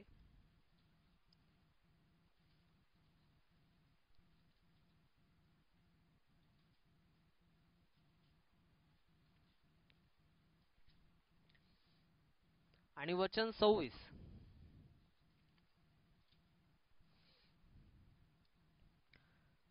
जर कोणी माझ्याकडे येईल पण आपला बाप, आई, बायको, मुले, भाऊ व बहिणी यांचा आणि आपल्या जीवाचाही द्वेष करणार नाही, तर त्याला माझा शिष्य होता येणार नाही. हे प्रभू येशू ख्रिस्ताचे शब्द आहेत. येशू ख्रिस्त म्हणतो की की की जर कोणी माझ्याकडे येईल, म्हणजे येशूकडे येईल, पण आपला बाप, आई, बायको बना, मुले, भाऊ व बहिणी यांचा आणि आपल्या जीवाचाही, स्वतःच्या जीवाचाही द्वेष करणार नाही, म्हणजे जोपर्यंत द्वेष करणार नाही, म्हणजे आता द्वेष म्हणजे काय अशा प्रकारचा द्वेष नाही की बाबा त्यांच्यावर खुन्नस करायची का राग करायचा, तो द्वेषचा त्याचा अर्थ नाही. आपल्या जीवाचाही द्वेष करणार नाही तर त्याला माझा शिष्य होता येणार नाही. येशू म्हणतो की जर त्या व्यक्तीला या इतर लोकांवरती, इतर गोष्टींवरती जर द्वेष करता येणार नाही तर त्याला माझा शिष्य होता येणार नाही. प्रभू काय म्हणू इच्छितो याच्यातून की बाबा या लोकांवरती काय मुद्दाम द्वेष करायचा आहे का, मुद्दाम त्यांना काय शिव्या घालायच्यात, काय भांडण करायचं, काय किरकिर करायची, असं काय आहे का? त्याचा अर्थ नाही. याचा अर्थ हा आहे की जेव्हा आपल्या समोर दोन मार्ग आहेत की देवाला प्रसन्न करायचं का पत्नीला प्रसन्न करायचं, देवाची आज्ञा पाळायची का पत्नी जे म्हणते ते ऐकायचं, देवावर विश्वास ठेवायचा का पत्नीवर विश्वास ठेवायचा, देवाची स्तुती करायची का पत्नीच्या दुष्ट कार्यांची स्तुती करायची, देवाची सुवार्थ सांगायची का पत्नीच्या खोट्या धर्मामध्ये विलीन व्हायचं. ठीक आहे, म्हणजे जेव्हा अशी परिस्थिती येईल जेव्हा अशी परिस्थिती येईल की चुनाव करायचा आहे की बाबा मी प्रभूला निवडू, प्रभूच्या वचनाला निवडू, का माझ्या पत्नीला खुश ठेवू, का माझ्या पत्नीच्या परिवाराच्या लोकांना खुश ठेवू, ठीक आहे, किंवा मी माझ्या आईबापांना खुश ठेवू, किंवा माझ्या जॉबवरच्या मालकाला खुश ठेवू. अशी जेव्हा परिस्थिती येईल ना, प्रभू म्हणतो तुम्ही मलाच निवडा, तुम्ही माझ्या वचनालाच निवडा. की जेव्हा कोणी तुम्हाला प्रभूच्या विरुद्ध जायला सांगेल तेव्हा त्यांच्या बद्दल तुमच्या मनात द्वेष असला पाहिजे की नाही, मी माझ्या प्रभूचाच पालन करणार, मी तुमचं पालन नाही करणार. प्रभू जे मला सांगतो तेच मी करणार, मी तुमचं पालन नाही करणार. ठीक आहे. आणि जिथे जिथे पत्नी किंवा पती जर वचनाच्या विरुद्ध सांगत आहे आपल्याला ते ऐकायचं नाही, पण जर काही वचनानुसार ते सांगत आहेत तर ते आपण ऐकायलाच पाहिजे, कारण तिथे आपण देवाचं ऐकतोय. ठीक आहे, ते देवाच्या वचनानुसार आहे. ठीक आहे. तशाच प्रकारचं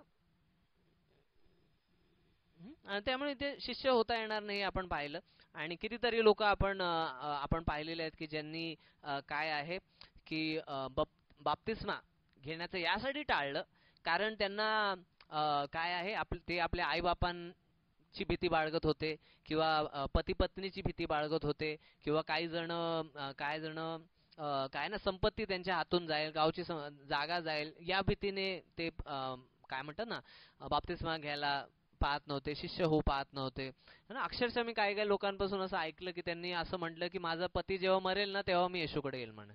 किती दुष्टता आहे ना, किती दुष्टता आहे.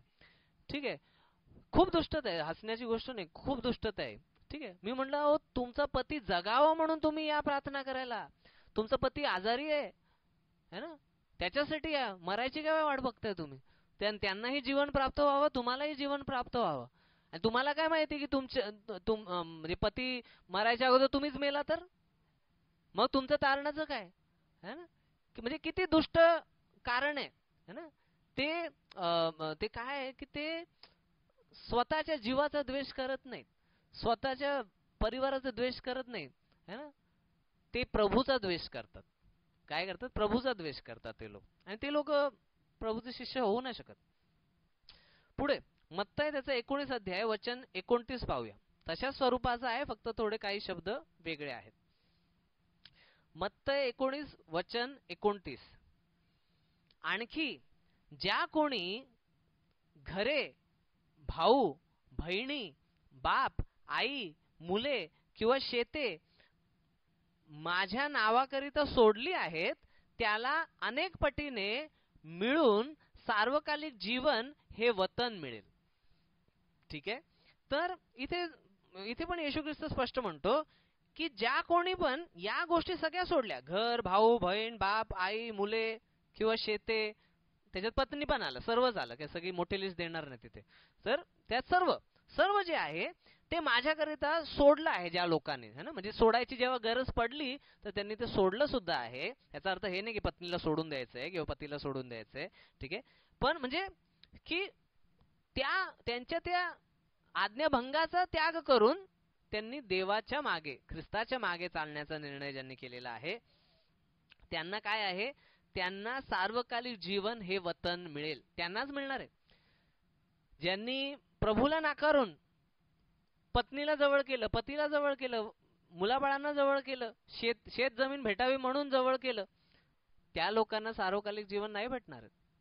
आपल्या मंडळीला किती लोक असे होते की जे मंडळीमध्ये यायचे, खूप रविवारचं पण ऐकायचे, गुरुवारचं पण ऐकायचे, आणि परंतु जेव्हा काय आहे, परंतु जेव्हा आणि ते मनापासून प्रार्थना पण करायचे है ना, मनापासून दान द्यायचे है ना, ऐकायचे पण एकदम आवडीने आनंदाने, सर्व काय है ना, विश्वास पण बोलायचे पण, हा मी येशूवर विश्वास करते. आणि मग व्हायचं काय की जेव्हा आता बाप्तिस्मा घ्यायचा आहे तेव्हा काय बोललं, नाही आम्हाला आमच्या गावची जमीन कशी भेटणार, मग आमच्या मुलाबाळांना आमची गावची जमीन भेटायला पाहिजे.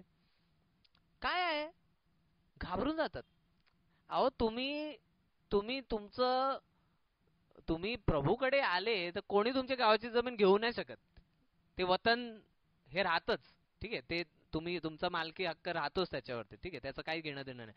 परंतु काय आहे, एक एक असामान्य भीती, उगाचची भीती त्यांच्या मनामध्ये. आणि त्या लोकांना नवा जन्म, त्यांना सार्वकालिक जीवन भेटणार आहे का? तर नाही भेटणार आहे स्पष्टपणे.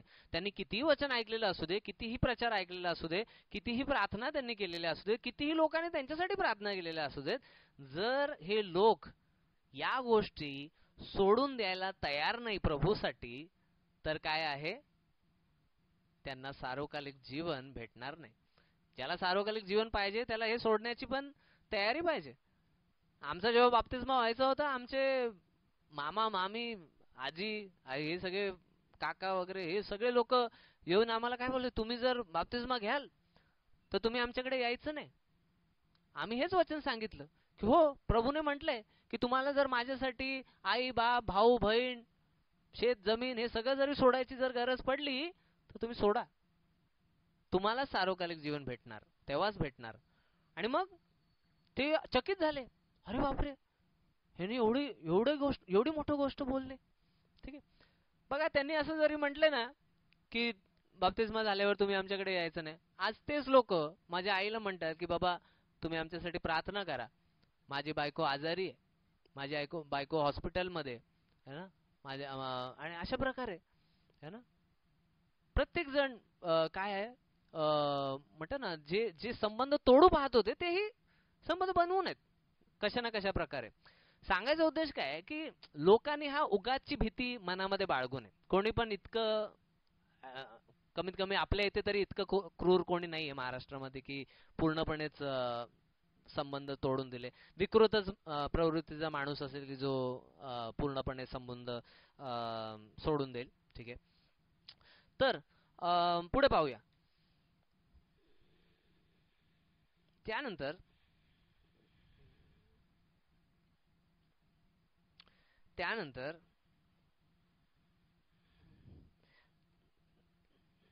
आपण बायबलमध्ये दोन प्रकारच्या पतींचं वर्णन पाहूया. काही चांगल्या पतींचं वर्णन पाहूया, काही दुष्ट पतींचं वर्णन पाहूया आणि ते त्या लोकांचं कसं त्यांचं जीवन कसं होतं.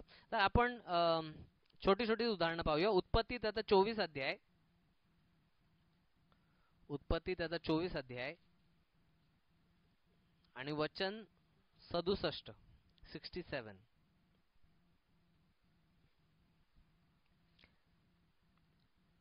मग इसहाकाने तिला आपली आई सारा हिच्या डेऱ्यात आणले, त्याने रिबकेचा स्वीकार केला व ती त्याची पत्नी झाली आणि तिच्यावर त्याचे प्रेम होते आणि आपल्या आईच्या पश्चात इसहाक सांत्वन पावला.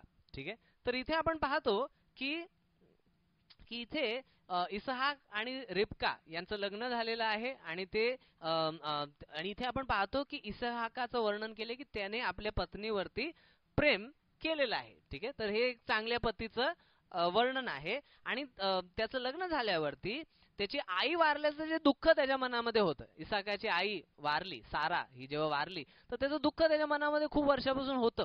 परंतु काय आहे, परंतु त्याचं लग्न झाल्यावरती त्याने जेव्हा आपल्या पत्नीवरती प्रेम केलं तर त्याच्या मनाला सांत्वना प्राप्त झाली. ठीक आहे, आणि हे एका चांगल्या पतीचं उदाहरण आहे. इसहाक एक चांगला पती आहे. ठीक आहे, आणि माझ्या मते इसहाक हा जुन्या करारामध्ये विशिष्टपणे असा एक व्यक्ती आहे की ज्याने एकच पत्नी केली, त्याने बहुत पत्न्या नाही केल्या. ठीक आहे, तर ते पण त्याच्या बाबतीत एक चांगलं उदाहरण आहे की त्याच्याविषयी असं म्हटले की त्याने रिबकेला काय आहे, रिबकेवर प्रेम केलं. ठीक आहे, आणि म्हणजे तो तिच्याशीच एकनिष्ठ राहिला आणि एवढे शेकडो वर्ष हे लोक जगायचे. ठीक आहे, तरी पण तो तिच्याशीच एकनिष्ठ राहिला आणि त्याने एकच लग्न केलं अशा प्रकारे. ठीक आहे, मरुस तर तो ते एकच लग्न त्याने केलं. पुढे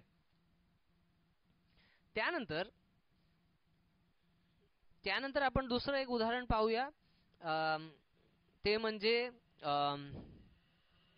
पहिले शमूएल. तरी हे एकदम परिपूर्ण उदाहरण नाहीये, तरी पण त्यातली एक गोष्ट समजवण्यासाठी मी हे उदाहरण घेते. पहिले शमूएल त्याचा पहिला अध्याय वचन 4 आणि 5. एल्काना यज्ञ करी तेव्हा तो आपली स्त्री पनिन्ना हिला व तिच्या सर्व पुत्रास व कन्यास वाटा देत असे. हन्नेस तो दुप्पट वाटा देई, कारण तिच्यावर त्याची प्रीती असे, परंतु परमेश्वराने तिची खूस बंद केली होती. ठीक आहे. आता इथे काय झालेलं आहे, इथे असं झालंय, हे जुन्या करारामध्ये आहे. जुन्या करारामध्ये लोक त्यांच्या अंतःकरणाच्या कठीणपणामुळे काय ना एकापेक्षा अधिक स्त्रिया करत होते, हे आपल्याला ठाऊक आहे.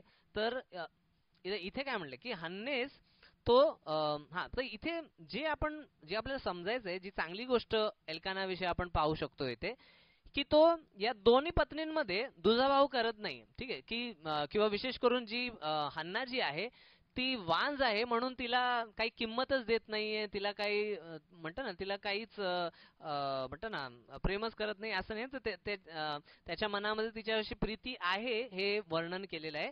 आणि ते कशातून स्पष्ट होते की जेव्हा त्याची जी एक दुसरी पत्नी जी आहे, पेनिन्ना जी आहे, तिला लेकरं होती, तिला मुलं बाळ होती, मुलं मुली होती, कन्या होते. तर त्यांना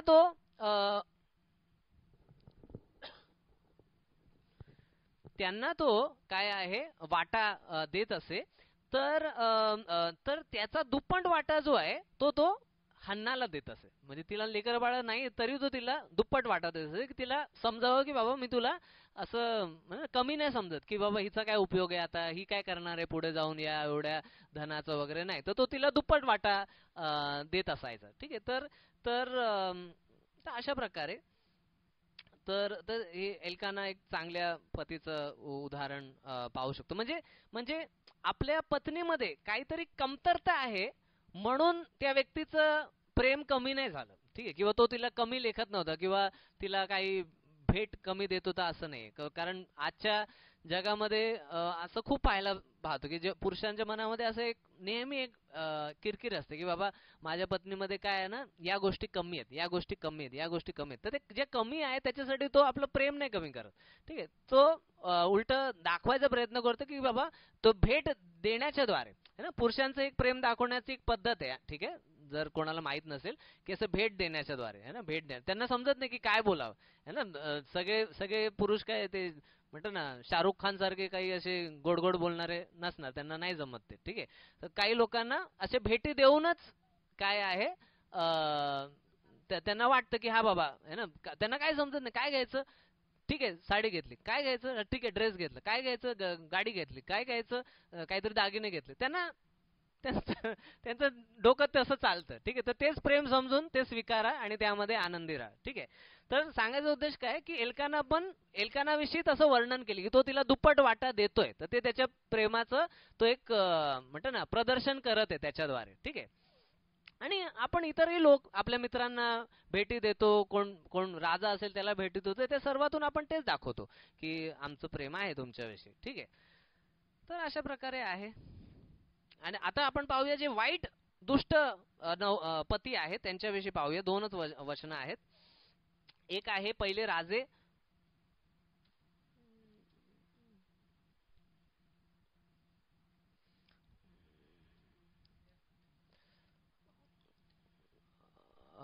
1 मिनिट.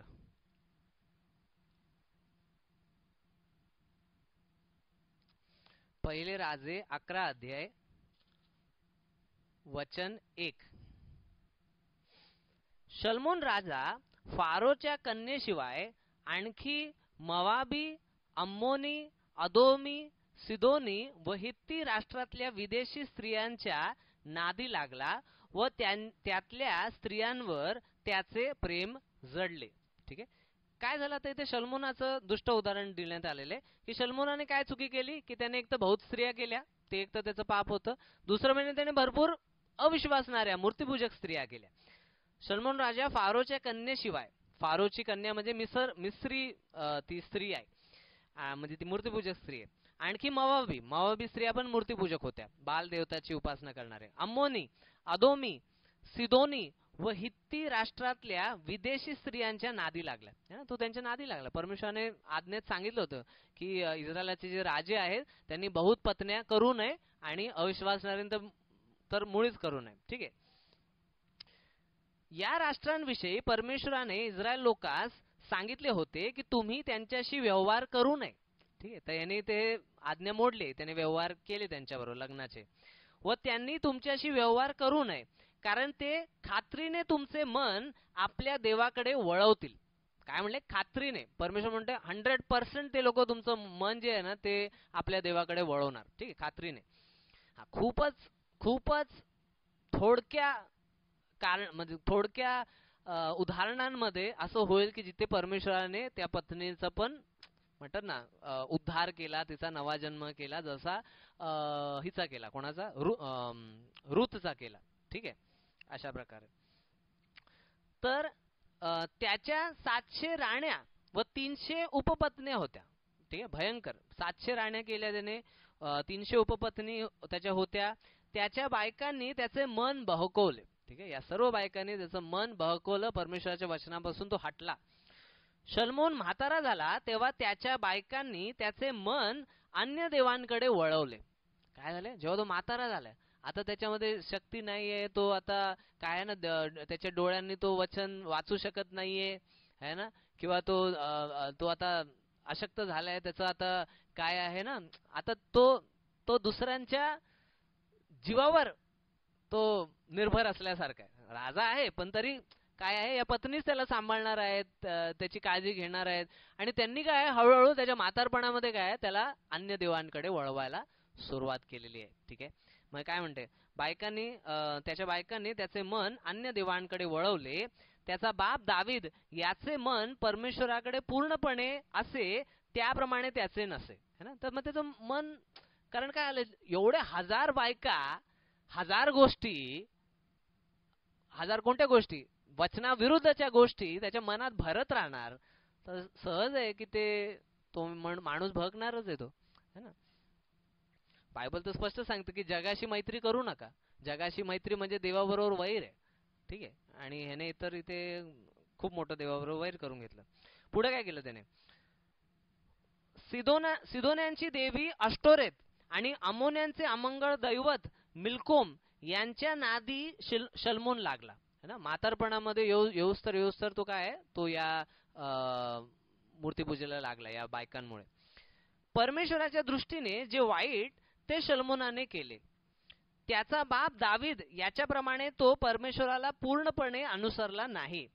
तेव्हा शल्मोनाने यरुशलेमच्या समोरील पहाडावर मोवाबाचे अमंगळ दैवत कमोश आणि अमोन्यांचे अमंगळ दैवत मोलख यांच्यासाठी एक एक उंच स्थान बांधिले. ज्या विदेशी स्त्रिया आपापल्या दैवतास धूप दाखवीत व यज्ञ करीत, त्या सर्वासाठी त्याने अशीच व्यवस्था केली. ठीक आहे, त्याने सगळी व्यवस्था अशी सगळी केली. शल्मोनाचे मन इस्रायलाचा देव परमेश्वर याचकडून फिरले, म्हणून परमेश्वर त्याचवर कोपला. त्यास त्याचे 2दा दर्शन झाले होते. परमेश्वराचा काय कोप भडकला, परमेश्वर रागावला या शल्मोनावरती, कारण त्याने तो त्या परमेश्वरापासून काय ना वेगळा झाला. त्याने एक तर परराष्ट्रीयांशी व्यवहार केला, लग्न केलं, आणि त्यात तो आता मूर्तीपूजेत पण गेलेला आहे. आणि लक्षात घ्या, कारण हा इथे विषय आलेला म्हणून सांगतो, फक्त परमेश्वर तुमचा लगेच न्याय करत नाही याचा अर्थ हा समजू नये की परमेश्वर तुमच्याशी खुश आहे. ठीक आहे, कारण बघा की लग्न तो त्याने तरुणपणामध्ये केलं असेल बहुत स्त्रियांशी, आणि इतके वर्ष काय परमेश्वर त्याला मन बदलण्यासाठी समय देतोय. इतके वर्ष परमेश्वर त्याला सगळे आशीर्वाद पुरवतोय, सोनं पुरवतोय, चांदी पुरवतोय, बुद्धी पण पुरवतोय, राज्यामध्ये शांती आहे, युद्ध नाहीये. इतके वर्ष परमेश्वर त्याला आशीर्वाद देत चाललाय, आणि हा व्यक्ती पाप करत चाललाय, पश्चाताप करत नाही. इतका वेळ देवाने दिला, आणि जेव्हा म्हातारा झाला आणि आताही तो पश्चाताप करत नाही, तेव्हा जाऊन काय परमेश्वराने त्याच्यावरती आपला कोप दाखवला, त्याचा दंड केला, एकाच वेळी त्याचा नाश करून टाकला. ठीक आहे, त्यामुळे आपल्या जीवनामध्ये जेव्हा सर्व चांगलं चाललेलं असेल ना, असं समजू नका की आपण देवाच्या वचनानुसारच चालवतो म्हणूनच आपल्याला सगळं चांगलं भेटत आहे. काय माहिती, तुम्ही देवाच्या वचनाचा विरोध करत असाल आणि परमेश्वर वाट पाहत असेल की तुम्ही आता तरी वळावं, आता तरी वळावं, आता तरी वळावं, आणि जर वळले नाही ना, देवाचा न्यायाचा दिवस एक दिवस येईल, आणि तेव्हा अचानक काय आहे ना न्याय होईल. मग तेव्हा म्हणाल अरे एवढं मोठं संकट आमच्यावरती का आलं, है ना. आणि त्यामुळे वेळीच वेळीच पश्चाताप करणं आवश्यक आहे.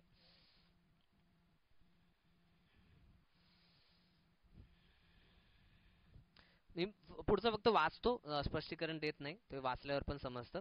त्याच या बाबतीत अशी आज्ञा केली होती की अन्य देवांच्या नादी लागू नको, पण परमेश्वराने केलेली ही आज्ञा त्याने पाळली नाही. यास्तव परमेश्वर शोल्मोनास म्हणाला, माझा करार व मी तुला लावून दिलेले नियम न पाळता हे हे असे आचरण तू केले, त्या अर्थी मी तुझे राज्य तुझपासून तोडून घेऊन तुझ्या एका सेवकास देईन, पण तुझा बाप दावीद याच्या प्रित्यर्थ तुझ्या हयातीत मी असे करणार नाही, तर तुझ्या पुत्राच्या हातून राज्य तोडून घेईन. तरी मी सगळेच राज्य तोडून घेणार नाही. माझा सेवक दावीद याच्या प्रित्यर्थ व मी निवडलेल्या यरुशलेमे प्रित्यर्थ तुझ्या पुत्राच्या हाती मी एक वंश राहू देईन. ठीक आहे. आणि पुढे आपण ते वाचू शकतो. पुढे त्याचा मृत्यू एका युद्धामध्ये होऊन जातो.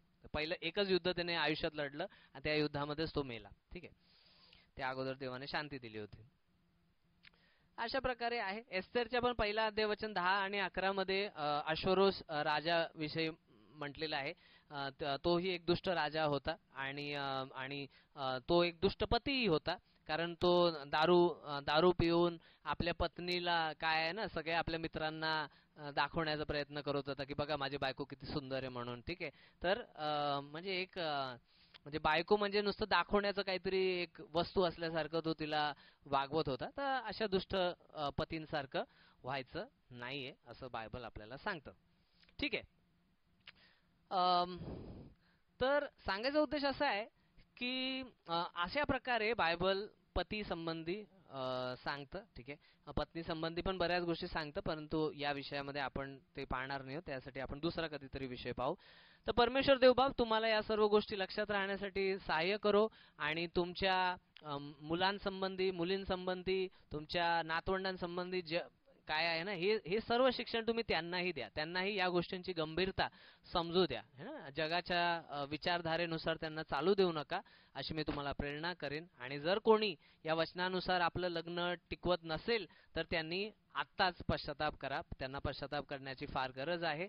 आणि देवबाप तुम्हा प्रत्येकाला आशीर्वादित करो, तुम्हाला विश्वासात वाढवो, अशी मी देवाचरणी प्रार्थना करतो.